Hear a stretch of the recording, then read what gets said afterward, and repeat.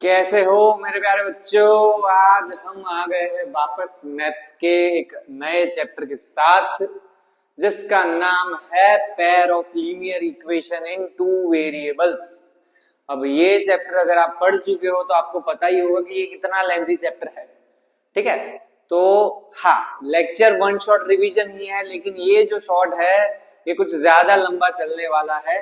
ठीक है, ये अपने टेस्ट मैच वाला चैप्टर है, तो ध्यान रहे, पूरा बहुत लेंथी वीडियो है ये वाला। बने रहिए, पानी की बोतल बोतल साथ में लेके बैठ जाइएगा, बुक साथ में लेके बैठ जाइएगा, क्योंकि ये चैप्टर शायद अपन 1.5-2 घंटे तक चलेगा। मुझे भी एग्जैक्ट आइडिया है नहीं, हम स्टार्ट करने वाले हैं अभी। ठीक है, तो बोर्ड की डेट शीट भी आ गई है, तो उसके अकॉर्डिंग प्लानिंग करना स्टार्ट कर दी होगी। मैं आशा रखता हूँ आप ऐसे कुछ कर रहे हो, सोच रहे हो।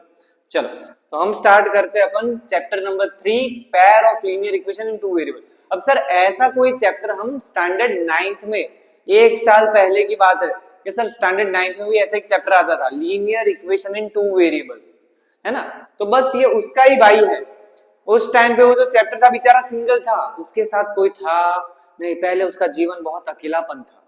फिर वो 10वीं में आ गया, जैसे ही 10वीं में आया वो सिंगल से भाई किस में हो गया, वो पैर में कन्वर्ट हो गया। पैर मतलब कि वो वाले पैर, चलने वाले पैर नहीं, कपल वाला पैर है, ये जोड़ी बन रही है। ठीक है, तो जोड़ियों वाला चैप्टर पढ़ने वाले हैं हम, जोड़ियों वाला नहीं, जोड़ियों वाला। चलो इंट्रोडक्शन से स्टार्ट करते हैं। पहली चीज अपन पैर ऑफ लीनियर, नाम के ऊपर से सर समझने का ट्राई करते हैं। क्या है चैप्टर का नाम? सर चैप्टर का नाम है pair of linear equation in two variables. चलो, तो ये है अपने चैप्टर का नाम। अब चलो सबसे पहली बात करते हैं पैर की।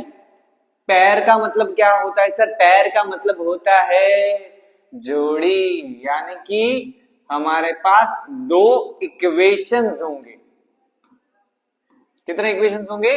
दो इक्वेशंस होंगे। पैर का मतलब कितने लोग होंगे यहाँ पर? दो लोग होंगे। दो लोग नहीं, दो इक्वेशन होंगे। अच्छा, अब सर ये इक्वेशंस कैसे हैं?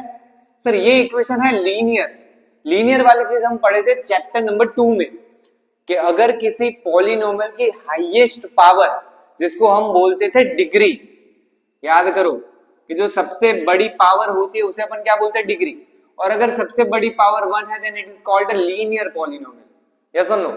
सो अगर हमारे पॉलिनोमियल या फिर जो भी अपना इक्वेशन है उसमें x या y या जो भी है उसकी सबसे बड़ी पावर क्या हो? 1 हो, then it will be called a linear equation. तो हमारे पास दो इक्वेशन है, दोनों की हाईएस्ट पावर क्या है? 1, डिग्री 1 है। और दोनों के अंदर कितने वेरिएबल है भैया? सर दो वेरिएबल। अब जनरली हमारे पास दो वेरिएबल में होगा, एक होगा x और दूसरा होगा y। ठीक है, तो हमारे पास जो चैप्टर है पूरा ये इतनी चीजों के ऊपर डिपेंडेंट है। पहली चीज, कितने इक्वेशंस होंगे? दो इक्वेशंस होंगे। दोनों इक्वेशन की पावर क्या होगी? 1। तो मतलब कोई भी एक्स स्क्वायर वेर वाला नहीं आने वाला।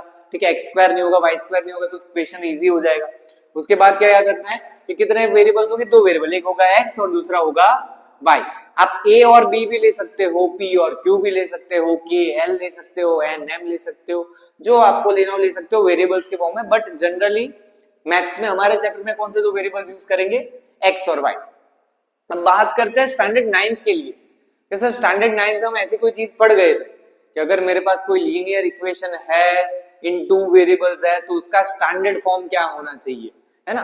तो हमने सर ऐसा कुछ याद रखा था कि अगर कोई linear equation in two variable है तो उसका स्टैंडर्ड फॉर्म ऐसा कुछ मिलेगा, ax plus by plus c is equal to 0। इसे बोला जाता है standard form.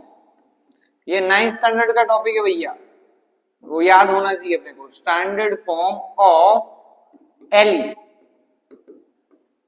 Standard form of ले नहीं है, वो है लीनियर इक्वेशन। ठीक है, अगर कोई linear equation in two variables होगा तो उसका स्टैंडर्ड फॉर्म हमें मिलेगा ax plus by plus c। अब इस इक्वेशन में जो a है उसे हमने नाम दिया था कोएफिशिएंट। सर कोएफिशिएंट का मतलब क्या होता है? कोएफिशिएंट का मतलब जोड़ीदार उसका, उसके साथ जो मल्टीप्लाइड वैल्यू होती है वो। जैसे कि यहाँ पर वेरिएबल x है, x के साथ मल्टीप्लिकेशन में क्या है? a है, तो a को क्या बोला जाएगा? Coefficient of x। Similarly sir b के लिए बात करें तो b के लिए कौन होगा भैया? Coefficient of y। और सी जो है उसे अपन क्या बोलते थे, पोपटलाल बोलते थे। सर कांस्टेंट है बेचारा, उसके साथ कोई है नहीं। ये देखो ये दोनों जोड़ियों में है, ए और एक्स पति पत्नी, बी वाई पति पत्नी, ये बेचारा अपना पोपटलाल है भाई। तो सी जो होगा उसे क्या बोला जाएगा, कांस्टेंट टर्म। अब स्टैंडर्ड फॉर्म का मीनिंग क्या होगा कि सर स्टैंडर्ड फॉर्म बेसिकली क्या होता है, जितनी भी वैल्यूज होती है वो सारी की सारी वैल्यूज कौन सी साइड होती है, left side. Right hand side में हमें क्या मिलता है, जीरो मिलता है। कोई भी चीज फ्रैक्शन में नहीं रखनी है अपने को। पहली चीज ये कि जो भी आगे वाला जो कोएफिशिएंट है वो 5/2 7/2 ऐसा नहीं होना चाहिए। क्वेश्चन को पहले सिंपलीफाइड फॉर्म में रखो तो क्वेश्चन सॉल्व करना ज्यादा इजी होगा। ठीक है, तो ये सारी चीज सर हम 9th स्टैंडर्ड में पढ़ चुके हैं कि अगर कोई linear equation in two variable है तो उसका स्टैंडर्ड फॉर्म होगा ax + by + c = 0।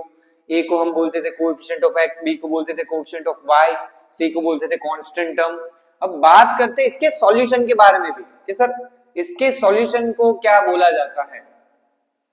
चलो स्टैंडर्ड फॉर्म तो हमने सर देख लिया, क्या था standard form, ax + by + c = 0 था सर अपना स्टैंडर्ड फॉर्म। अब हम बात करने वाले इसके सॉल्यूशन के बारे में। अब सॉल्यूशन किसे बोला जाता है, पहले तो एक एग्जांपल देख लेते हैं कि लीनियर इक्वेशन कैसा दिखेगा। एज एन एग्जांपल अगर मुझे लिखना हो तो मैं ऐसा कुछ लिख सकता हूँ, 2x + 3y = 5। हाँ सर ये लीनियर इक्वेशन है, स्टैंडर्ड फॉर्म नहीं है। स्टैंडर्ड फॉर्म होना, लीनियर इक्वेशन होना दोनों अलग अलग चीज है, दोनों को कंबाइन मत करना। ठीक है, दोनों सेपरेट चीज है। क्या इसे linear equation in two variable बोल सकते हैं सर, बिल्कुल। Linear equation in two variable check कैसे करेंगे, वेरिएबल कितने होने चाहिए, दो, एक होना चाहिए x, दूसरा होना चाहिए y। सर दो वेरिएबल है, डन है। दोनों का पावर क्या होना चाहिए, डिग्री क्या होना चाहिए, 1। सर x की पावर भी 1 है, y की पावर भी 1 है, तो मतलब कि सर ये लीनियर भी है और इसमें दो वेरिएबल भी है। So it is a linear equation in two variable. क्या ये स्टैंडर्ड फॉर्म में है, नहीं सर। स्टैंडर्ड फॉर्म में सामने क्या होना चाहिए, 0 होना चाहिए, तो ये स्टैंडर्ड फॉर्म में है नहीं। अगर इसको स्टैंडर्ड फॉर्म में कन्वर्ट करना चाहते हो तो कर सकते हो।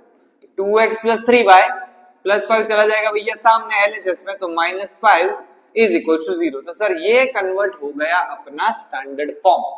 ठीक है, तो इक्वेशन को स्टैंडर्ड फॉर्म में कन्वर्ट करना कोई ज्यादा प्रॉब्लमेटिक चीज नहीं है। प्रॉब्लमेटिक चीज इस चैप्टर में क्या है कि सर बहुत सारी चीजें इकट्ठा हो जाती है, डिफरेंट टाइप्स ऑफ मेथड है, कब कौन सा फॉर्मूला अप्लाई करना है, तो वो सारी चीजों में कंफ्यूजन होता है। और मेन जो इस चैप्टर का यूएसपी है वो है वर्ड प्रॉब्लम्स, जो बहुत प्रॉब्लमेटिक होते हैं। ठीक है, इतने प्रॉब्लमेटिक है कि भैया नाम मतलब उसका। चलो तो हम स्टार्ट करते हैं सॉल्यूशन के बारे में। पहले बेस से पढ़ते हैं कि सॉल्यूशन किसे बोला जाता है, what do you mean by solution of linear equation. Sir हम जीरोस ऑफ पॉलिनोमियल करके एक चीज पढ़े थे, आया ना, जीरो ऑफ पॉलिनोमियल किसे बोला था, याद करो कि सर ऐसी वैल्यू जिसको मैं पॉलिनोमियल में रखूं और पॉलिनोमियल हो जाए बर्बाद, उसकी जिंदगी सत्यानाश हो जाए कि x और y की x की वैल्यू के लिए। सर वो चैप्टर 2 में पढ़े थे, उसमें सिर्फ एक ही वेरिएबल था, इसमें कितने वेरिएबल है, 2। तो सर हमें दोनों की ऐसी वैल्यू अरेंज करनी पड़ेगी। सिर्फ एक की वैल्यू को अरेंज करेंगे तो काम बनेगा नहीं, हमें दो ऐसी वैल्यूज लानी है कि जिसकी वजह से लेफ्ट हैंड साइड की वैल्यू और राइट हैंड साइड की वैल्यू कैसी हो जाए, इक्वल हो जाए।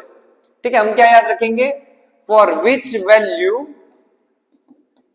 याद रख लेना भाई, ये चीज नोट डाउन कर लेना, for which value of x and y, अपने जो दो वेरिएबल है x और y उसके लिए, if left hand side is equals to right hand side.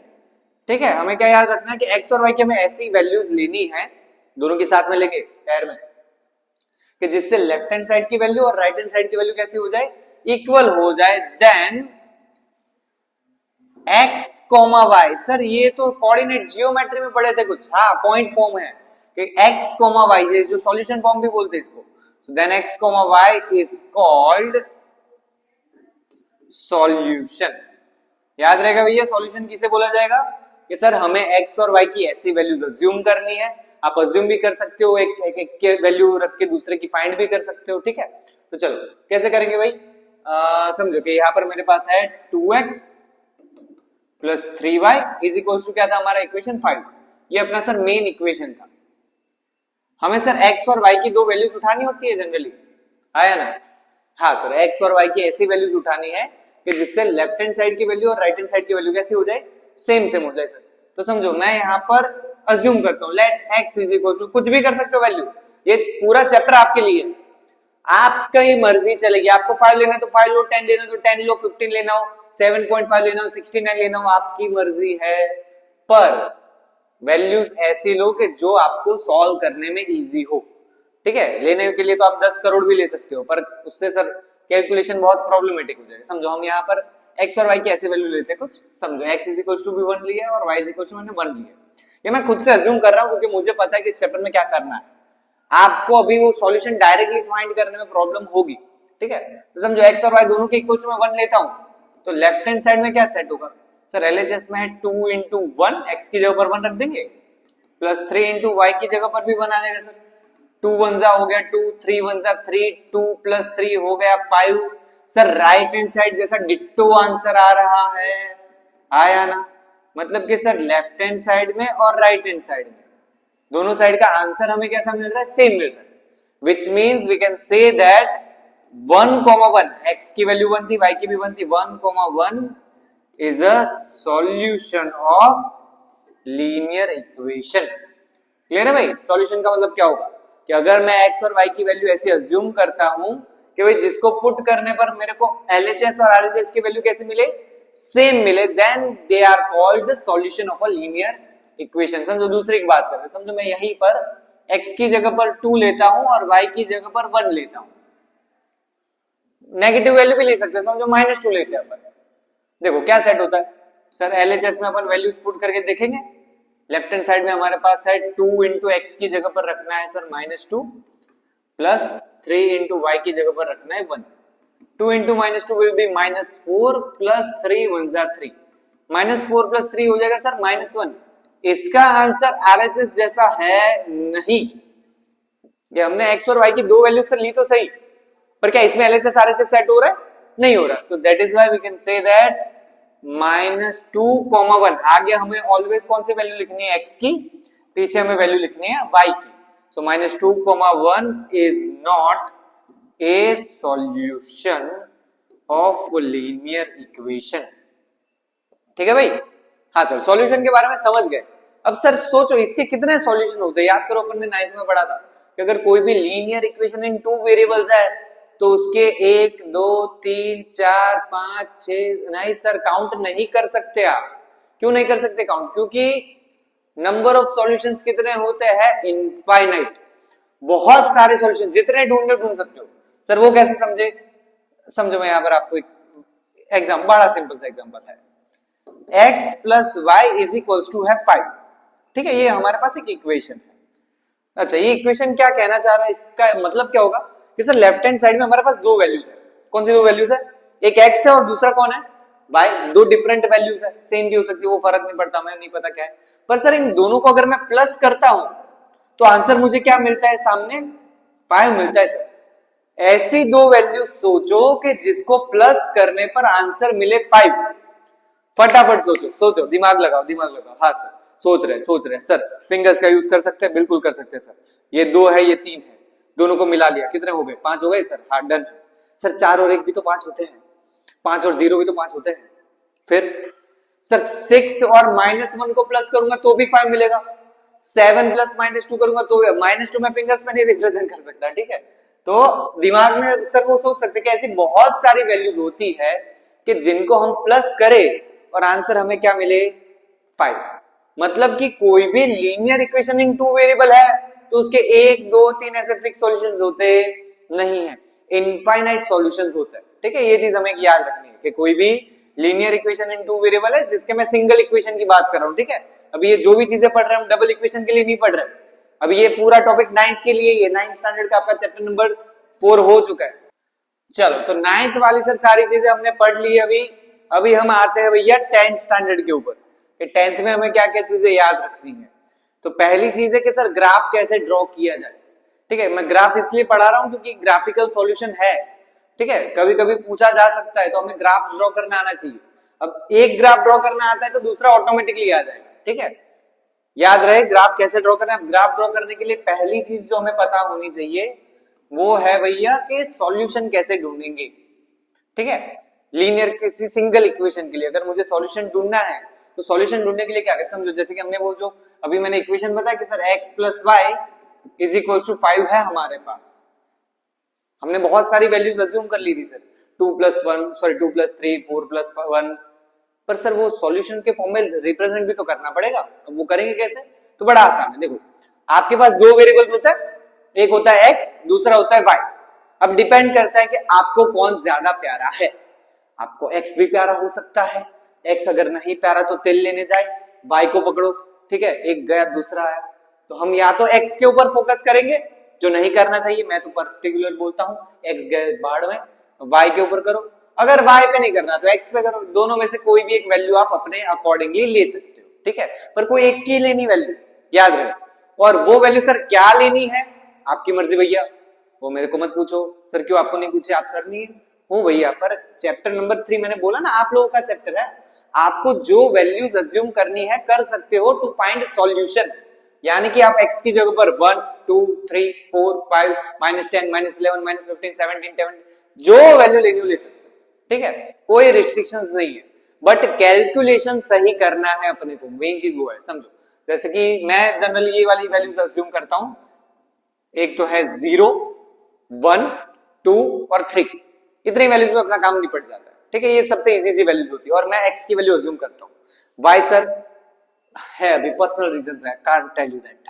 चलो तो समझो अगर हम x इज इक्वल टू 0 लगते हैं तो क्या करेंगे सर, इस पूरे इक्वेशन में वैल्यू पुट कर दो, 0 plus y is equal to क्या हो जाएगा 5, 0 प्लस y सर y होने वाला है, तो y इज इक्वल टू में क्या मिल गया 5। सर आ गया सॉल्यूशन, हाँ बस खत्म बेटा, ब्रैकेट बनाओ, आगे वैल्यू कौन सी रखो x, पीछे कौन सी रखो y। एबीसीडी आती होगी तो आपको पता ही होगा कि पहले x आता है फिर आता है y आता है, तो पहले x की वैल्यू क्या आएगी 0, y की वैल्यू क्या आएगी 5, सो 0,5 इज अ सॉल्यूशन। डन है, ओके सर, एक पॉइंट आ गया।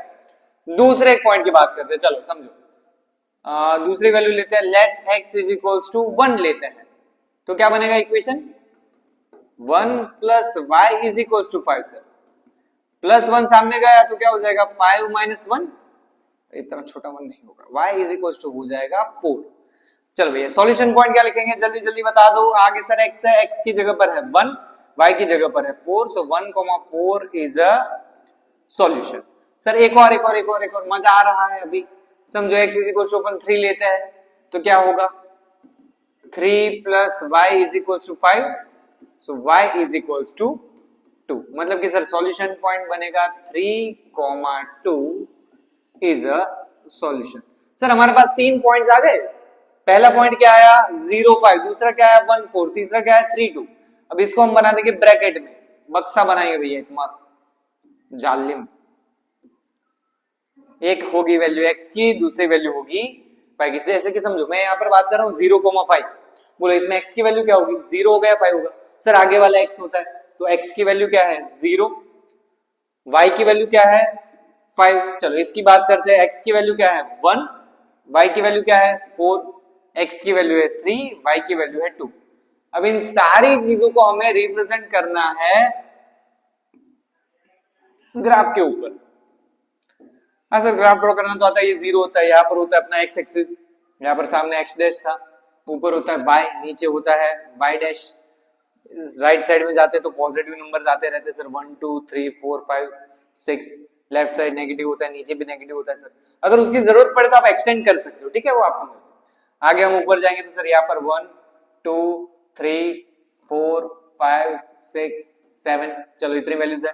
अच्छा हमारा सबसे पहला सॉल्यूशन पॉइंट क्या है 0,5। सर x पर 0 है, y पर 5 है, x पर 0 और y पर 5, सर ये वाला पॉइंट होगा, आया ना, ओके सर एक पॉइंट आ गया। चलो उसके बाद क्या है हमारे पास 1,4, x पर 1 है और y पर 4 है, सर ये वाला पॉइंट होगा 1,4।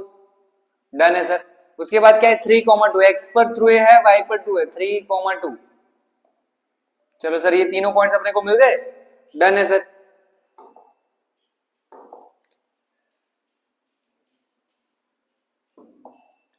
चलो इन तीनों में से पास होने वाली हमें लाइन ड्रॉ करनी है, वो थोड़ा पॉइंट ऊपर नीचे हो गया भैया, समझ लियो आप लोग। तो ये जो हमारी लाइन बनी सर, ये अपने कौन से इक्वेशन की लाइन बनी sir x plus y is equals to 5, बहुत ही पतली लाइन बनी है सर, बहुत ही कमजोर लाइन, चलो इसको थोड़ा डार्क कर देते हैं।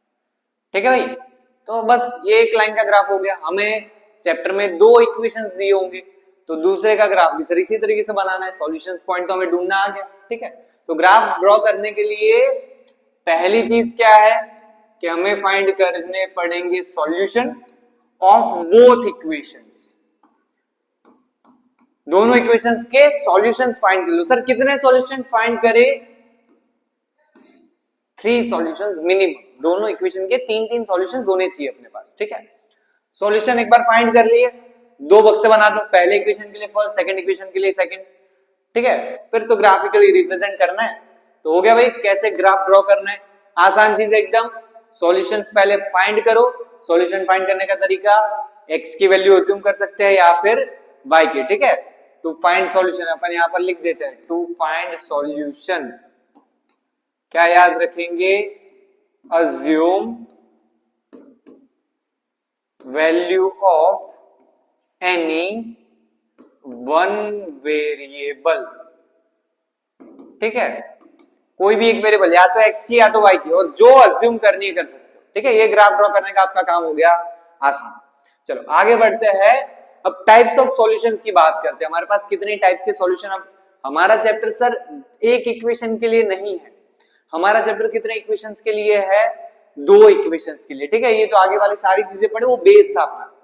अगर अपने को उतना सॉल्यूशंस फाइंड करना आता है, अपने को इक्वेशंस में एबीसी की वैल्यू लिखना आता है, तो चैप्टर बड़ा आसान है, उतना कोई टफ चैप्टर नहीं है। ठीक है, चलो तो अब हम बात करते हैं अपने 2 इक्वेशंस की तरफ आगे बढ़ते हैं। जैसे कि समझो, अब अगर मेरे पास 2 इक्वेशंस है, first equation and second equation. Sir first equation इस फॉर्म में होगा, अगर स्टैंडर्ड, अगर लीनियर इक्वेशन इन 2 वेरिएबल है सर स्टैंडर्ड फॉर्म में ही होगा, ax plus by plus c is equal to 0। ये हुआ सर पहला इक्वेशन। क्या दूसरा इक्वेशन कोई अलग इक्वेशन अलग फॉर्म में होगा क्या? वो भी अगर पेयर ऑफ लीनियर इक्वेशन है तो सर वो भी सेम रूल ही फॉलो करेगा, ax plus by plus c is equal to 0। तो सर साला कंफ्यूजन नहीं हो जाएगा कौन सा इक्वेशन पहला है कौन सा दूसरा है, कौन a है कौन x? जैसे कि यहाँ पर मैं बात करूं कि भाई x का कोएफिशिएंट मेरे को बताओ, कौन किसका, सर पहले इक्वेशन का दूसरे इक्वेशन का। तो हमने यहां पर क्या किया है कि 2 इक्वेशंस के लिए हमने नंबरिंग कर दी। पहले इक्वेशन में जो भी कोएफिशिएंट है उन सबको 1 से रिप्रेजेंट करते हैं, दूसरे इक्वेशन वाले को 2 से रिप्रेजेंट करना है। ठीक है भाई, आसान चीज है। क्या याद रखेंगे? पहले इक्वेशन के लिए सबको 1 से रिप्रेजेंट करेंगे, a1 b1 c1। दूसरे इक्वेशन के लिए सबको 2 से रिप्रेजेंट करेंगे, a2 b2 c2। यानी कि इक्वेशन का स्टैंडर्ड फॉर्म हम ऐसा कुछ लिखेंगे, a1x plus b1y plus c1 is equal to 0। दूसरे इक्वेशन के लिए क्या लिखेंगे? a2x plus b2y plus c2 is equal to 0। याद रहेगा भाई, कोई भी लीनियर इक्वेशन इन 2 वेरिएबल अगर हम पैर में लिख रहे हैं तो पहले इक्वेशन को किससे रिप्रेजेंट करेंगे? a1x plus b1y plus c1 is equal to 0। दूसरे इक्वेशन को रिप्रेजेंट करेंगे a2x plus b2y plus c2 is equal to 0। Clear है भाई? समझो, अगर मैं यहाँ पर इक्वेशंस आपको देता हूँ, एक इक्वेशन है मेरे पास 2x minus 3y plus 5 is equal to 0, और सेकंड इक्वेशन है 4x plus 6y minus 7 is equal to 0। ये है हमारा इक्वेशन नंबर 1, ये है मेरा इक्वेशन नंबर 2। तो अगर मुझे यहां पर a1 b1 c1 a2 b2 और c2 की वैल्यू लिखनी है तो मैं क्या लिख सकता हूं सर? सर पहला इक्वेशन है तो पहले इक्वेशन में जो x का साथीदार है, x के साथीदार को क्या नाम दिया है सर? हमने a1 नाम दिया, तो मतलब x का कोएफिशिएंट 2 है तो a1 की वैल्यू हो गई 2। इजी है सर। b1 किसे बोला है सर? पहले इक्वेशन में y का कोएफिशिएंट, y का कोएफिशिएंट सर 3 है। नहीं सर 3 नहीं है, 3 के आगे साइन है माइनस की, यानी कि b1 की वैल्यू हो जाएगी -3। और c1 जो अपना कांस्टेंट टर्म है वो कितना है? 5। सर a1 b1 c1 लिखना आ गया, आसान है। a2 b2 c2 की बात करते हैं, सर x का कोएफिशिएंट यहाँ पर क्या है? 4 है। y का कोएफिशिएंट क्या है यहाँ पर? 6 है। कांस्टेंट टर्म क्या है? 7 लिखोगे तो गलत हो जाएगा, क्या होगा? -7 हो जाएगा। क्लियर है भाई? ये चीज डन है। तो हमें पहली चीज ये पता होनी चाहिए कि a1 b1 c1 क्या है, a2 b2 और c2 क्या है। अब सर इन चीजों का काम क्या है सर? क्यों ढूंढ रहे हैं? यहां पर से हमें मिल सकते हैं कि कितने टाइप के सॉल्यूशंस होते हैं। सर कितने टाइप के मतलब समझो, अगर मैं दो ग्राफ की बात करता हूं, सॉरी दो इक्वेशंस की बात करता हूं, फॉर टू इक्वेशंस। अच्छा मेरे को ये बताओ, तो अगर मेरे पास फर्स्ट इक्वेशन है और सेकंड इक्वेशन है, बताओ तो इन दोनों का ग्राफ कैसा होगा। अगर मैं ग्राफ पे रिप्रेजेंट करूंगा कोई भी linear equation in two variable, तो मुझे ऑलवेज क्या मिलने वाला है सर, अभी थोड़ी देर पहले किया था, एक लाइन मिली थी, रेखा मिली थी, रेखा सीधी लाइन मिली है। मतलब कि कोई भी linear equation in two variable होता है तो उसका ग्राफ ऑलवेज कैसा होता है सर, स्ट्रेट लाइन होता है।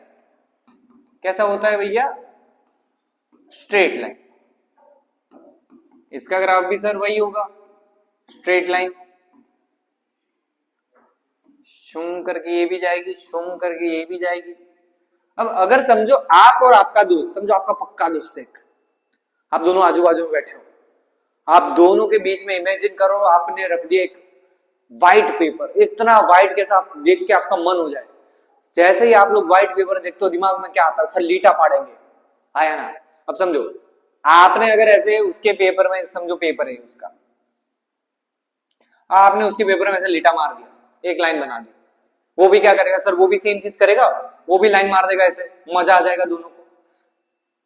ये पहला केस है कि दोनों ने लाइन मारी, अब दोनों लाइंस एक दूसरे को क्या कर रही है सर, इंटरसेक्ट कर रही है।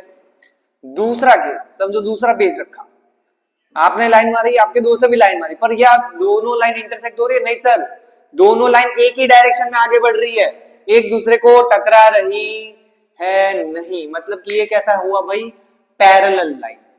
ये हुआ सेकंड केस। तीसरा केस ऐसा कुछ होगा कि भाई आपने लाइन बनाई, आपके दोस्त ने उसी के ऊपर लाइन बना दी, लाइन के ऊपर लाइन, एक के ऊपर एक। इस वाले केस को क्या बोला जाता है, कोइंसिडेंट। क्या बोला जाता है, कोइंसिडेंस।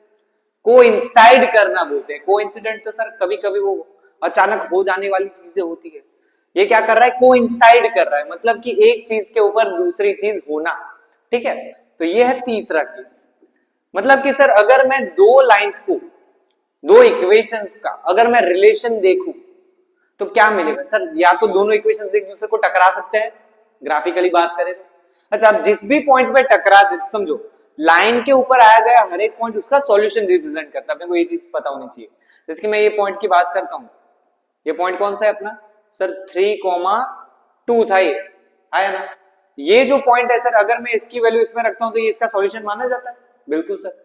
इस लाइन के ऊपर जितने भी पॉइंट्स बिलोंग करते हैं, इस लाइन पर आया गया हर एक पॉइंट अपनी लाइन का क्या होता है, अपनी इक्वेशन का क्या होता है, सॉल्यूशन होता है, ऐसा मान सकते हो आप। ठीक है, मान सकते हो क्या होता ही है। तो अगर मैं इन दो इक्वेशंस की बात करूं, इन दोनों ग्राफ की बात करूं, एक दूसरे को कितने पॉइंट पे इंटरसेक्ट कर रहा है सर, एक ही पॉइंट पे इंटरसेक्ट कर रहा है। तो इन दोनों इक्वेशन में ये जो पॉइंट होगा सर, ये जो कॉमन पॉइंट है, ये दोनों का कॉमन सॉल्यूशन ऐसा बोल सकते हैं। दोनों लाइन के ऊपर बिलोंग करता है सर, पहली वाली पर भी है, दूसरी वाली पर भी है। तो यानी कि ये केस में अपने को कितने सॉल्यूशन मिलते हैं, एक कॉमन सॉल्यूशन। इस चीज की बात करते सर, क्या यहां पर दोनों के बीच में कोई भी चीज कॉमन है, नहीं सर, कुछ कॉमन नहीं है, दोनों के बीच में कुछ भी नहीं कॉमन है सर, दोनों दूर दूर चल रहे हैं। यानी कि ये कौन सा केस है सर, पैरेलल लाइन वाला, जिसमें सॉल्यूशन ही नहीं मिलते, इल है, 0 0। और तीसरा है सर, एक के ऊपर एक हो गए सर, एक लाइन है उसके ऊपर ही दूसरी लाइन है, हर एक पॉइंट पे एक दूसरे को टकरा रहे हैं सर। लाइन के ऊपर पॉइंट्स कितने होते हैं, बोलो बोलो, याद करो कितने पॉइंट्स होते हैं सर, इनफाइनाइट पॉइंट्स होते हैं। तो कितने पॉइंट्स पे टकराएगा, इनफाइनाइट पॉइंट्स पे, तो सॉल्यूशंस भी कितने होंगे, इनफाइनाइट होंगे। ठीक है, तो हमारे पास तीन टाइप के सॉल्यूशंस होते हैं pair of linear equation in two variable के। एक है single solution, unique solution, one and only one. दूसरा नो सॉल्यूशन, इल्ले, बात खत्म, सॉल्यूशन ही नहीं मिल रहा। और तीसरा इनफाइनाइट सॉल्यूशन, बहुत सारे। ये तीन नंबर याद रखने हैं, 0 1 इनफाइनाइट। 0 सॉल्यूशन यानी पैरेलल वाला, टकराएगी नहीं। 1 सॉल्यूशन वाले इंटरसेक्टिंग वाला, एक ही सॉल्यूशन। इनफाइनाइट यानी एक के ऊपर एक सर, डन है। तो ये है हमारे टाइप्स ऑफ सॉल्यूशन।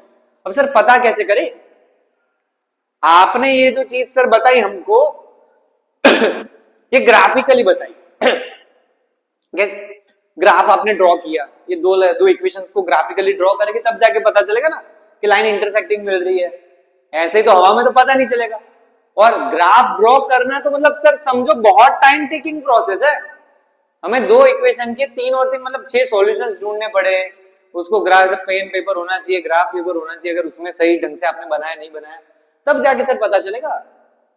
कोई आसान रास्ता निकालो ना यार, क्योंकि इसके तो एमसीक्यू भी आते हैं।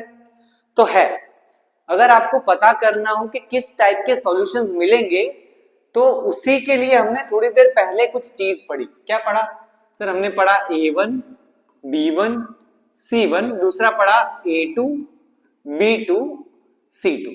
ठीक है, हमने क्या क्या चीजें पढ़ी है? A1 B1 C1 पढ़ा है, A2 B2 C2। सर ये क्या थे? कोएफिशिएंट थे in the standard form. Equation पहले कौन से फॉर्म में रखना है? स्टैंडर्ड फॉर्म में हो, उसके बाद A1 B1 C1 की वैल्यू लिखनी है भाई, याद रहे। तो अगर आप इन चीजों के क्या ढूंढ लो? रेशियो ढूंढ लो। क्या फाइंड करना है भैया हमें? रेशियो। इसे बोला जाता है ratio of coefficient and the relation. कि सर अगर हम A1 upon A2 B1 upon B2 और C1 upon C2 की वैल्यू ढूंढ ले तो अपना काम हो जाएगा। है सर, ऐसे कैसे? समझो कैसे। पहली चीज याद रखो कि A1 upon A2 जो है ये है अपना माइंड है, दिमाग है अगर आपके पास है तो। दूसरा है B1 upon B2, ये है अपना हार्ट। बायोलॉजी नहीं चालू कर रहा, ठीक है, चिंता मत करो। माइंड हार्ट अभी C1 upon C2, लंग्स फेफड़े वो सब नहीं है। बायोलॉजी नहीं पढ़ाता, मैं मैथ पढ़ा रहा हूं।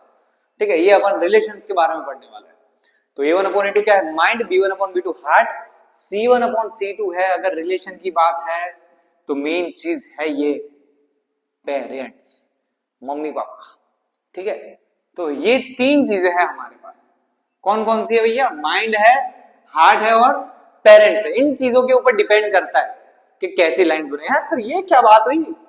ये क्या, कहां से क्या कनेक्ट हो रहा है? देखो बड़ा सही से कनेक्ट होगा।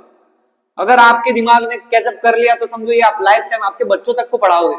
क्या करण सर ने ऐसा कुछ पढ़ाया था, हमको अभी तक याद है। ठीक है, तो ये ऐसी जोरदार ट्रिक लेके आए अपन। ठीक है, वन एंड ओनली वन, और ऐसे आपको मार्केट में मिलेगी नहीं कहीं पे। तो है क्या ट्रिक भाई? देखो बड़ा आसान है, समझो। यहां पर एक लड़का है, समझो ये मैं ही हूं, और यहां पर से कोई जा रही है जैसे खुले खुले बाल लेके, एकदम चुड़ैल जैसी भयानक लड़की। अब चुड़ैल को देख के मेरे दिल को क्या हुआ? कुछ नहीं हुआ सर, दिल को तो कुछ भी क्या ही होगा। श्रद्धा कपूर थोड़ी थी कि नजर ना लग जाए जानू बजेगा, नहीं होगा। सर क्या होगा इस केस में कि सर मेरी उस चुड़ैल से आंखें मिली, मेरी फट गई, मैं डर गया, मैं बोला नहीं भागो इधर से। तो इस केस में हुआ क्या सर कि मेरा दिल उसके साथ लगा नहीं, दिमाग रेडी हुआ नहीं, दिल और दिमाग का सेट ही नहीं हुआ सर कुछ। पहली दो जो चीजें, देखो कोई भी चीज, कोई भी नया रिश्ता शुरू करने से पहले ये दो चीजें साथ देनी चाहिए, दिल है और दिमाग है। अगर ये दोनों चीजें साथ में हो गए तो ही कुछ बात बनेगी, वरना बात बनेगी नहीं। तो समझो ये वाले केस में जब मैंने क्या देखी भैया? चुड़ैल देखी, तो मेरा दिल और दिमाग दोनों बौखला गया, वो दोनों चीजें काम करना बंद हो गई, दोनों ने बोला भागो इधर से। तो किसी एक पॉइंट पे क्या होगी सर? हम दोनों भागेंगे, चुड़ैल भागी मैं भागा, चुड़ैल भागी मैं भागा, किसी एक पॉइंट पे टकराए और वहां से हम निकल गए, वापस हम रिटर्न जाएंगे नहीं, कौन देखा चुड़ैल को? तो यानी कि अगर पहले दो रेशियो, कौन से दो तो रेशियो भाई? पहले दो, A1 upon A2 और B1 upon B2, दिल और दिमाग वाला रेशियो सेट हो नहीं तो सर उस वाले केस में कुछ नहीं होता, चौकड़ी लग जाती है। चौकड़ी लग जाती है मतलब कि उसे क्या बोला जाएगा? Intersecting lines.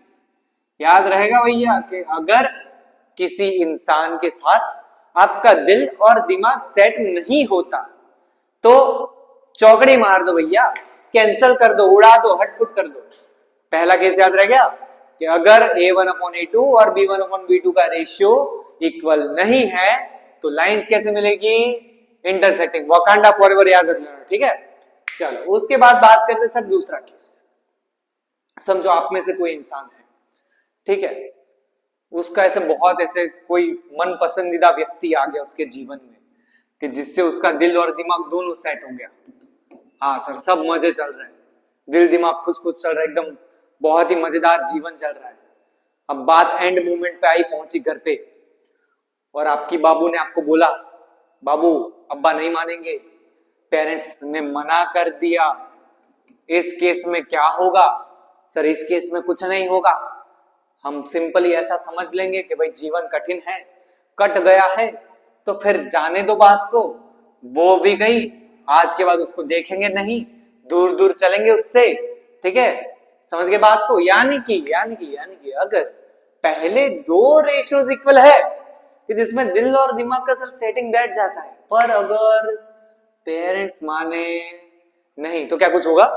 आगे कुछ होने वाला है? नहीं सर, कुछ नहीं होने वाला। वो जेठालाल जैसा जीवन हो जाएगा, जैसे वो रोज जैसे लोटा लेके बाहर बालकनी में छत पे पानी चढ़ाता बेचारी बबीता जी के सामने, तो ऐसे ही करना पड़ेगा जीवन भर। ठीक है, दूर दूर तक ऐसे साथ रहेंगे, पर एक दूसरे के साथ कोई भी कनेक्शन होगा नहीं। तो यहां पर कैसी लाइंस बनेगी?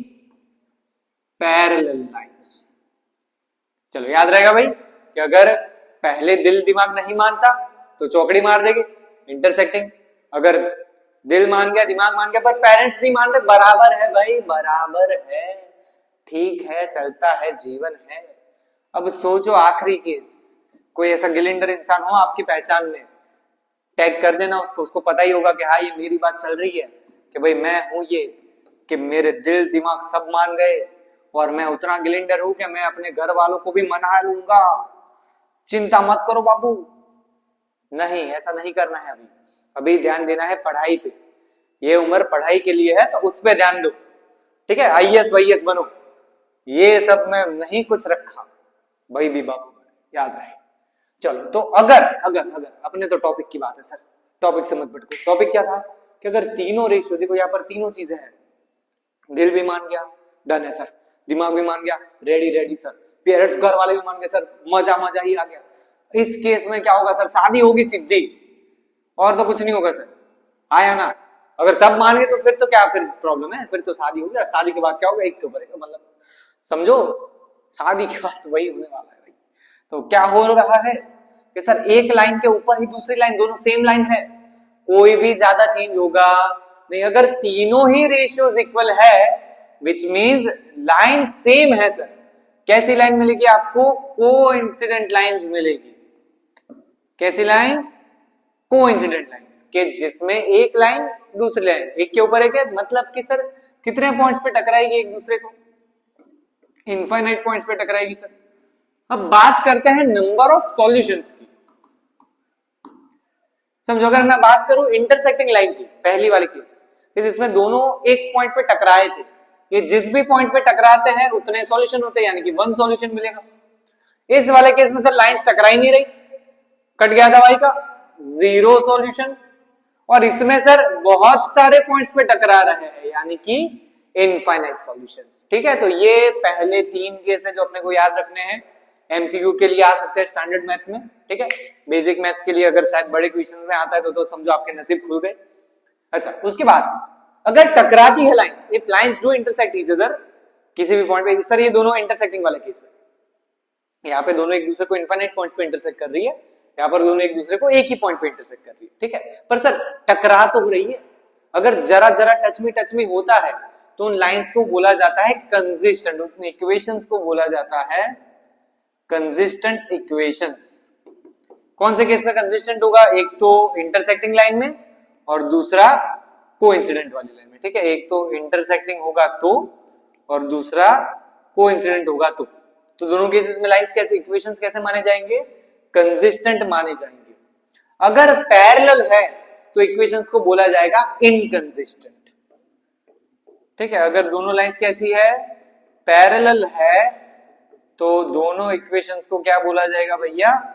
इनकंसिस्टेंट बोला जाएगा। क्लियर है भाई? तो ये था आपका मेन टॉपिक पहली एक्सरसाइज के लिए, कि जिसमें आपको रेशियोज याद होने चाहिए, a1/a2, b1/b2, c1/c2, ये वाले केसेस तीनों याद होने चाहिए, और बहुत इजी याद रखने वाला। पहला क्या था कि कट जाएगा तो Wakanda forever, one solution, a1/a2 is not equal to b1/b2। दूसरा नहीं मान रहे, c1/c2 इज नॉट इक्वल, पहले तो इक्वल है, दिल दिमाग रेडी है, अगर वो रेडी नहीं हुए तो ये वाला केस हो जाएगा। ठीक है, ये दोनों तो रेडी है पर घर वाले नहीं मान रहे, पैरेलल कुछ नहीं मिलेगा, 0 0, बात खत्म। तीसरे सब मान गए सर, सब इक्वल है, सब इक्वल है तो कोइंसिडेंट, कोइंसिडेंट तो कितने सॉल्यूशन, इनफाइनाइट। क्लियर है भाई?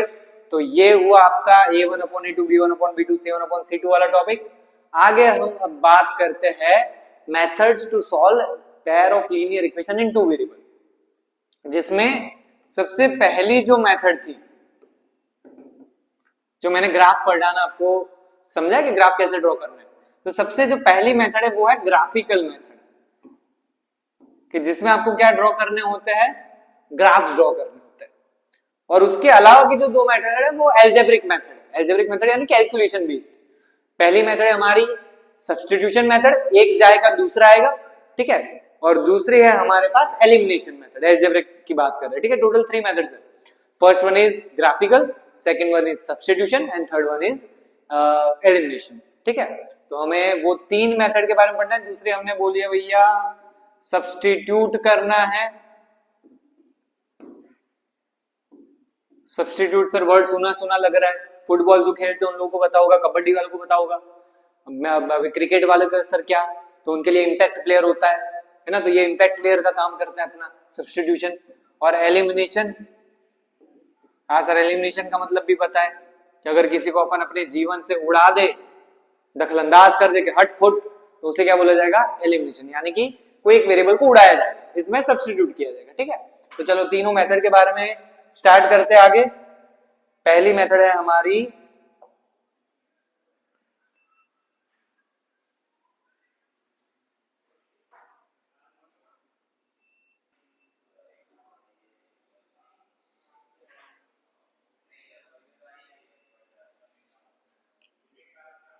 चलो तो शुरू करते हैं ग्राफिकल मेथड के साथ।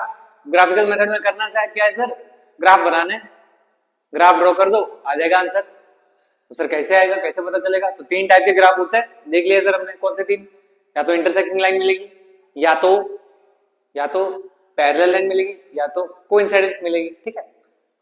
चलो करते हैं, इक्वेशन करते हैं सर। इक्वेशन करेंगे तो आसानी से समझ जाएंगे। समझो एक इक्वेशन है मेरे पास, x plus y is equal to 5, ये है अपना फर्स्ट इक्वेशन। और सेकंड इक्वेशन समझो मैं ले रहा हूं यहाँ पर ये है पहला इक्वेशन, दूसरा इक्वेशन लेते हैं 2x minus Y is equal to 7, ये है अपना सेकंड इक्वेशन। चलो अगर सर हमें इन दोनों चीजों का ग्राफ ड्रॉ करना है तो हमें पहली चीज क्या करनी पड़ेगी सर, सॉल्यूशंस फाइंड करने पड़ेंगे। सॉल्यूशन फाइंड करने के लिए डब्बा बनाना पड़ेगा। समझो x, sir x plus y वाले का तो हमने बना दिया था डब्बा, वो तो आसान था।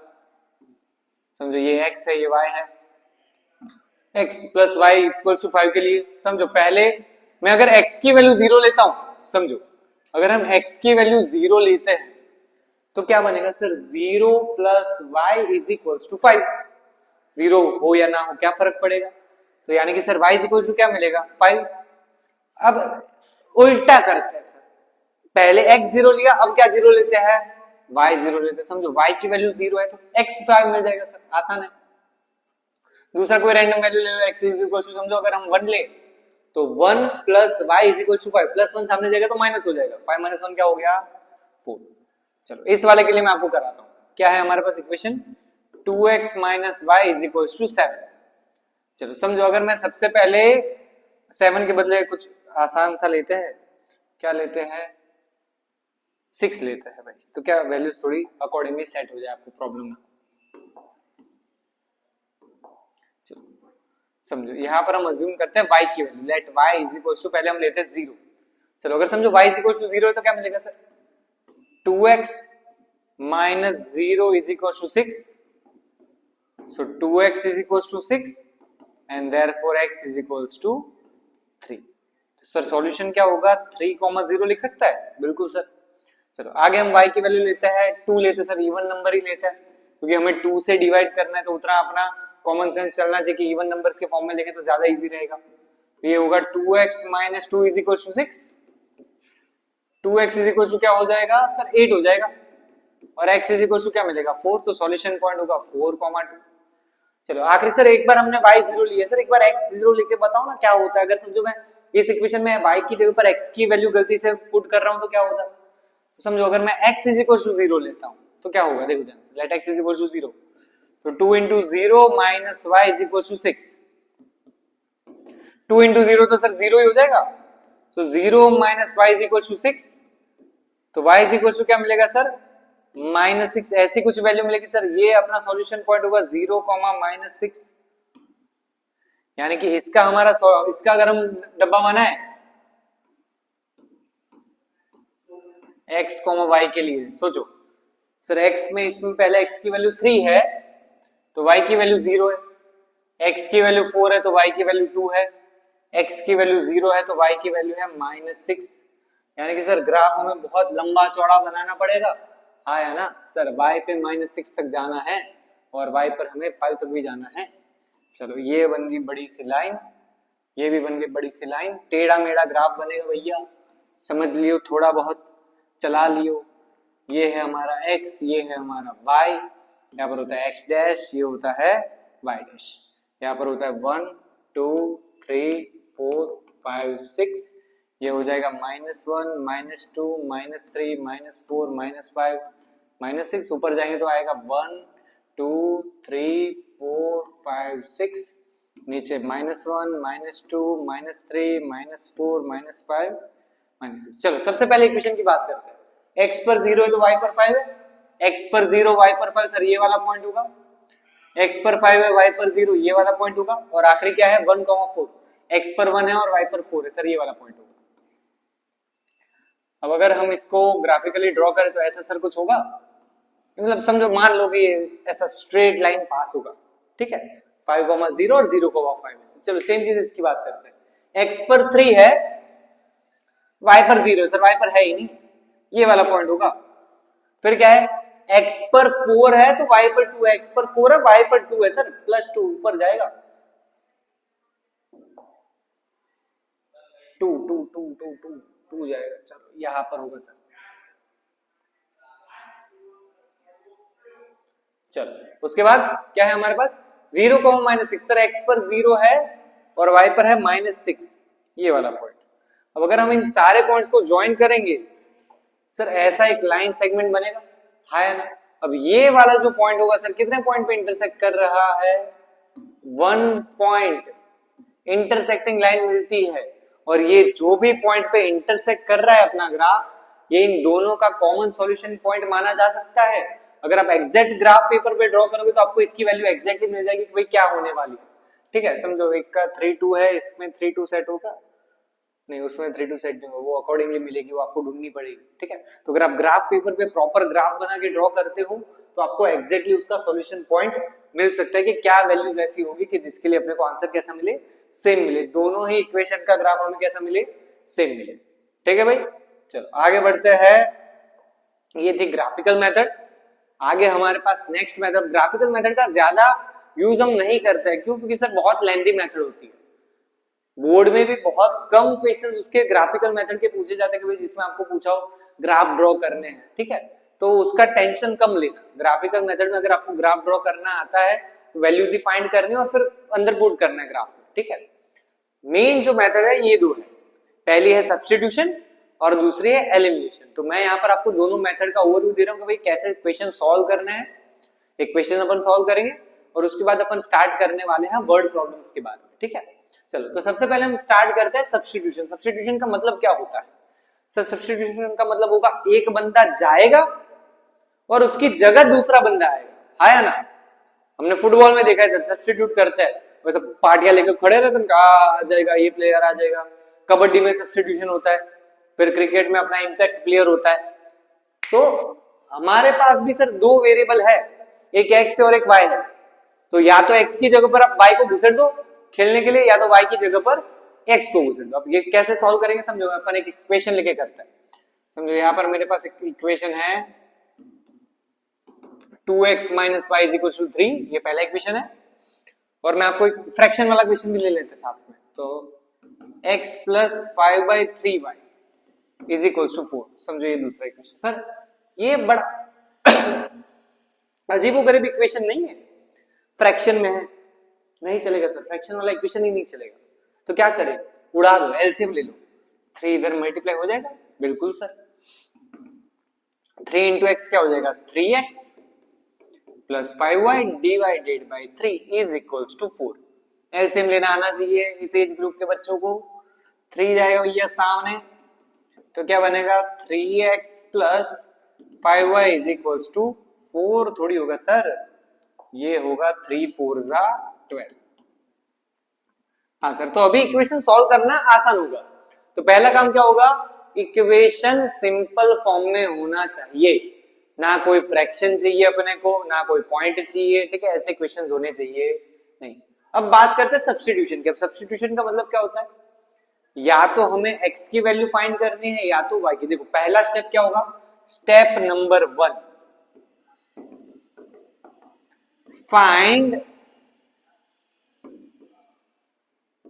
वैल्यू। वैल्यू यानी कि कोई नंबर्स नहीं लिखने अपने को, x और y के फॉर्म में लिखना है इक्वेशन।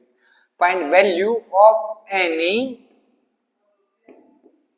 वन वेरिएबल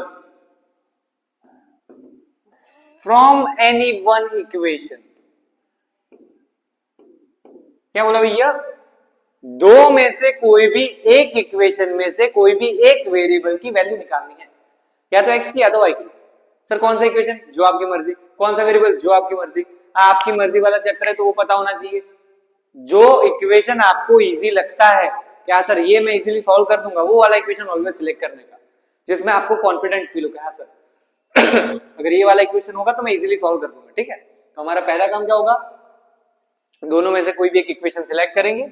आप फर्स्ट इक्वेशन भी ले सकते हो, सेकंड भी ले सकते हो, दोनों में से x की वैल्यू भी ढूंढ सकते हो या फिर y की भी, पर वो लिखना पड़ेगा कि पहली चीज हम कौन सा इक्वेशन सिलेक्ट कर रहे हैं। समझो हम यहाँ पर सिलेक्ट करने वाले हैं, कौन सा करना है, फर्स्ट या सेकंड। समझो अपन फर्स्ट करते, वो इजी वाला लिख रहा है सर, तो वो ही करेंगे ना। तो हम पहली चीज क्या लिखेंगे, फ्रॉम इक्वेशन नंबर 1। चलो पहला इक्वेशन क्या है सर हमारे पास, ये रहा 2x minus y is equals to 3। Sir यहां पर से हमारे पास और दो ऑप्शंस आते हैं।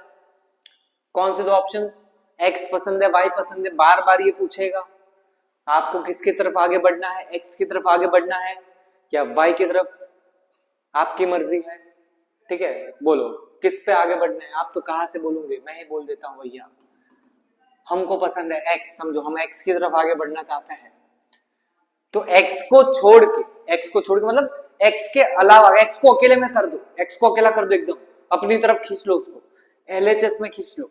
उसके अलावा की सारी चीजें कहां पर होनी चाहिए, RHS में। अपने इक्वेशन में जो भी वेरिएबल आप सिलेक्ट करते हो वो LHS में होना चाहिए। उसके अलावा की जितनी भी चीजें हैं वो सारी की सारी कहां पर होनी चाहिए, RHS। समझो मैं यहाँ पर x को सिलेक्ट करता हूं तो मैं 2x वाला टर्म पहले यहाँ पर रखता हूँ, y को भेज दूंगा सामने, तो क्या हो जाएगा सर, 3 तो है ही, माइनस y सामने जाएगा तो क्या हो जाएगा, प्लस y। ओके सर, अभी भी x अकेला नहीं है, हमें हमारा x अकेला चाहिए, उसके साथ और कोई होना चाहिए नहीं। तो ये 2 को सर लात मार दो, लात मारेंगे वो भागेगा सामने, सामने जाके 3 प्लस y के जाएगा चरणों में, डिवीजन में जाएगा। मल्टीप्लिकेशन में से कोई चीज डिवीजन में जाती है, डिवीजन वाली मल्टीप्लिकेशन में, एडिशन वाली सब्ट्रैक्शन में, सब्ट्रैक्शन वाली एडिशन में। याद होने चाहिए ये सिंपल लॉज। इसको नाम देते हैं इक्वेशन नंबर 3। सर ये मिल गई x की वैल्यू, हाँ बस हो गया काम अपना। सर ये x के इक्वल लिख सकते हैं ना, x की और 3 प्लस वाई बाई 2 दोनों कैसे है, बराबर है सर, एकदम इक्वल है। तो जहां पर भी मुझे x दिखेगा वहां पर मैं क्या लिख सकता हूँ, 3 प्लस वाई बाई 2। हो गया सर काम आसान, ओके डन है, ओके। पर सर किसमें पुट करें, अच्छा मेरे को बताओ, हमने इक्वेशन नंबर कौन सा सिलेक्ट किया है, 1 सिलेक्ट किया, 1 पे से वैल्यू बनेगी और 1 में ही वैल्यू डाल दो तो कोई मतलब नहीं रहेगा सर, सेम टू सेम आएगा, चीजें उड़ जाएगा सब, है ना प्रलय आ जाएगा। तो हम वो नहीं करेंगे, हम क्या करेंगे, अगर हमने इक्वेशन 1 सिलेक्ट किया है तो उसको पुट करने का इक्वेशन नंबर 2 में, याद रहेगा। 1 में से वैल्यू बनाओ तो सब्स्टिट्यूट करो 2 में, 2 में से वैल्यू बनाओ तो सब्स्टिट्यूट करो 1 में। तो हम यहां पर लिखेंगे सब्स्टिट्यूट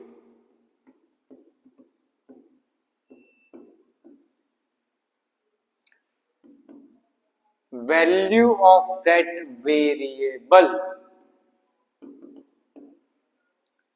in another equation।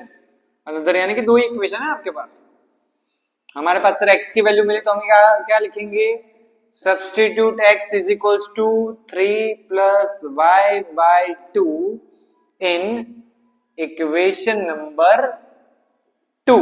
क्यों इक्वेशन नंबर 2 सर 1 पे से वैल्यू बनाई है तो पुट करेंगे 2 में। चलो 2 इक्वेशन है हमारे पास 3x प्लस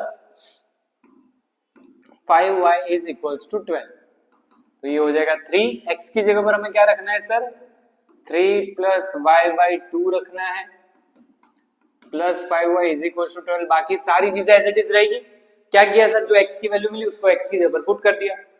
अब ये 3 2 जा 6 मत करना भैया, न्यूमरेटर मल्टीप्लाई होता है न्यूमरेटर से, उसका डिनोमिनेटर से कोई लेना देना नहीं है। उसको 3 2 जा 6 मत कर देना, याद रहे। सर पहले 3 को ऊपर मल्टीप्लाई करते थे, ब्रैकेट ओपन करेंगे तो 3 3 से भी मल्टीप्लाई होगा, 3y से भी मल्टीप्लाई होगा, तो ये हो जाएगा 9 प्लस 3y होल डिवीजन में 2 तो है ही plus 5y is equal to 12। Sir पहला काम होगा एलसीएम लेना, बिल्कुल। तो 9 plus 3y 2 plus 2 into 5y कितना हो जाएगा 10y divided by 2 is equals to 12। Sir 2 को भेज देंगे सामने, सो 9 प्लस 3y प्लस 10y कितना हो गया 13y is equals to 2 12 or 24। So 13y is equals to 24 minus 9। 24 में से 9 जाएगा तो बचेगा कितना सर 15 बचेगा। और अगर 13y इज इक्वल्स टू 15 है तो y इज इक्वल्स टू क्या आ जाएगा सर 13 को भेज देंगे सामने तो 15 बाय 13। सर ये मिल गई वैल्यू y की, डन है sir.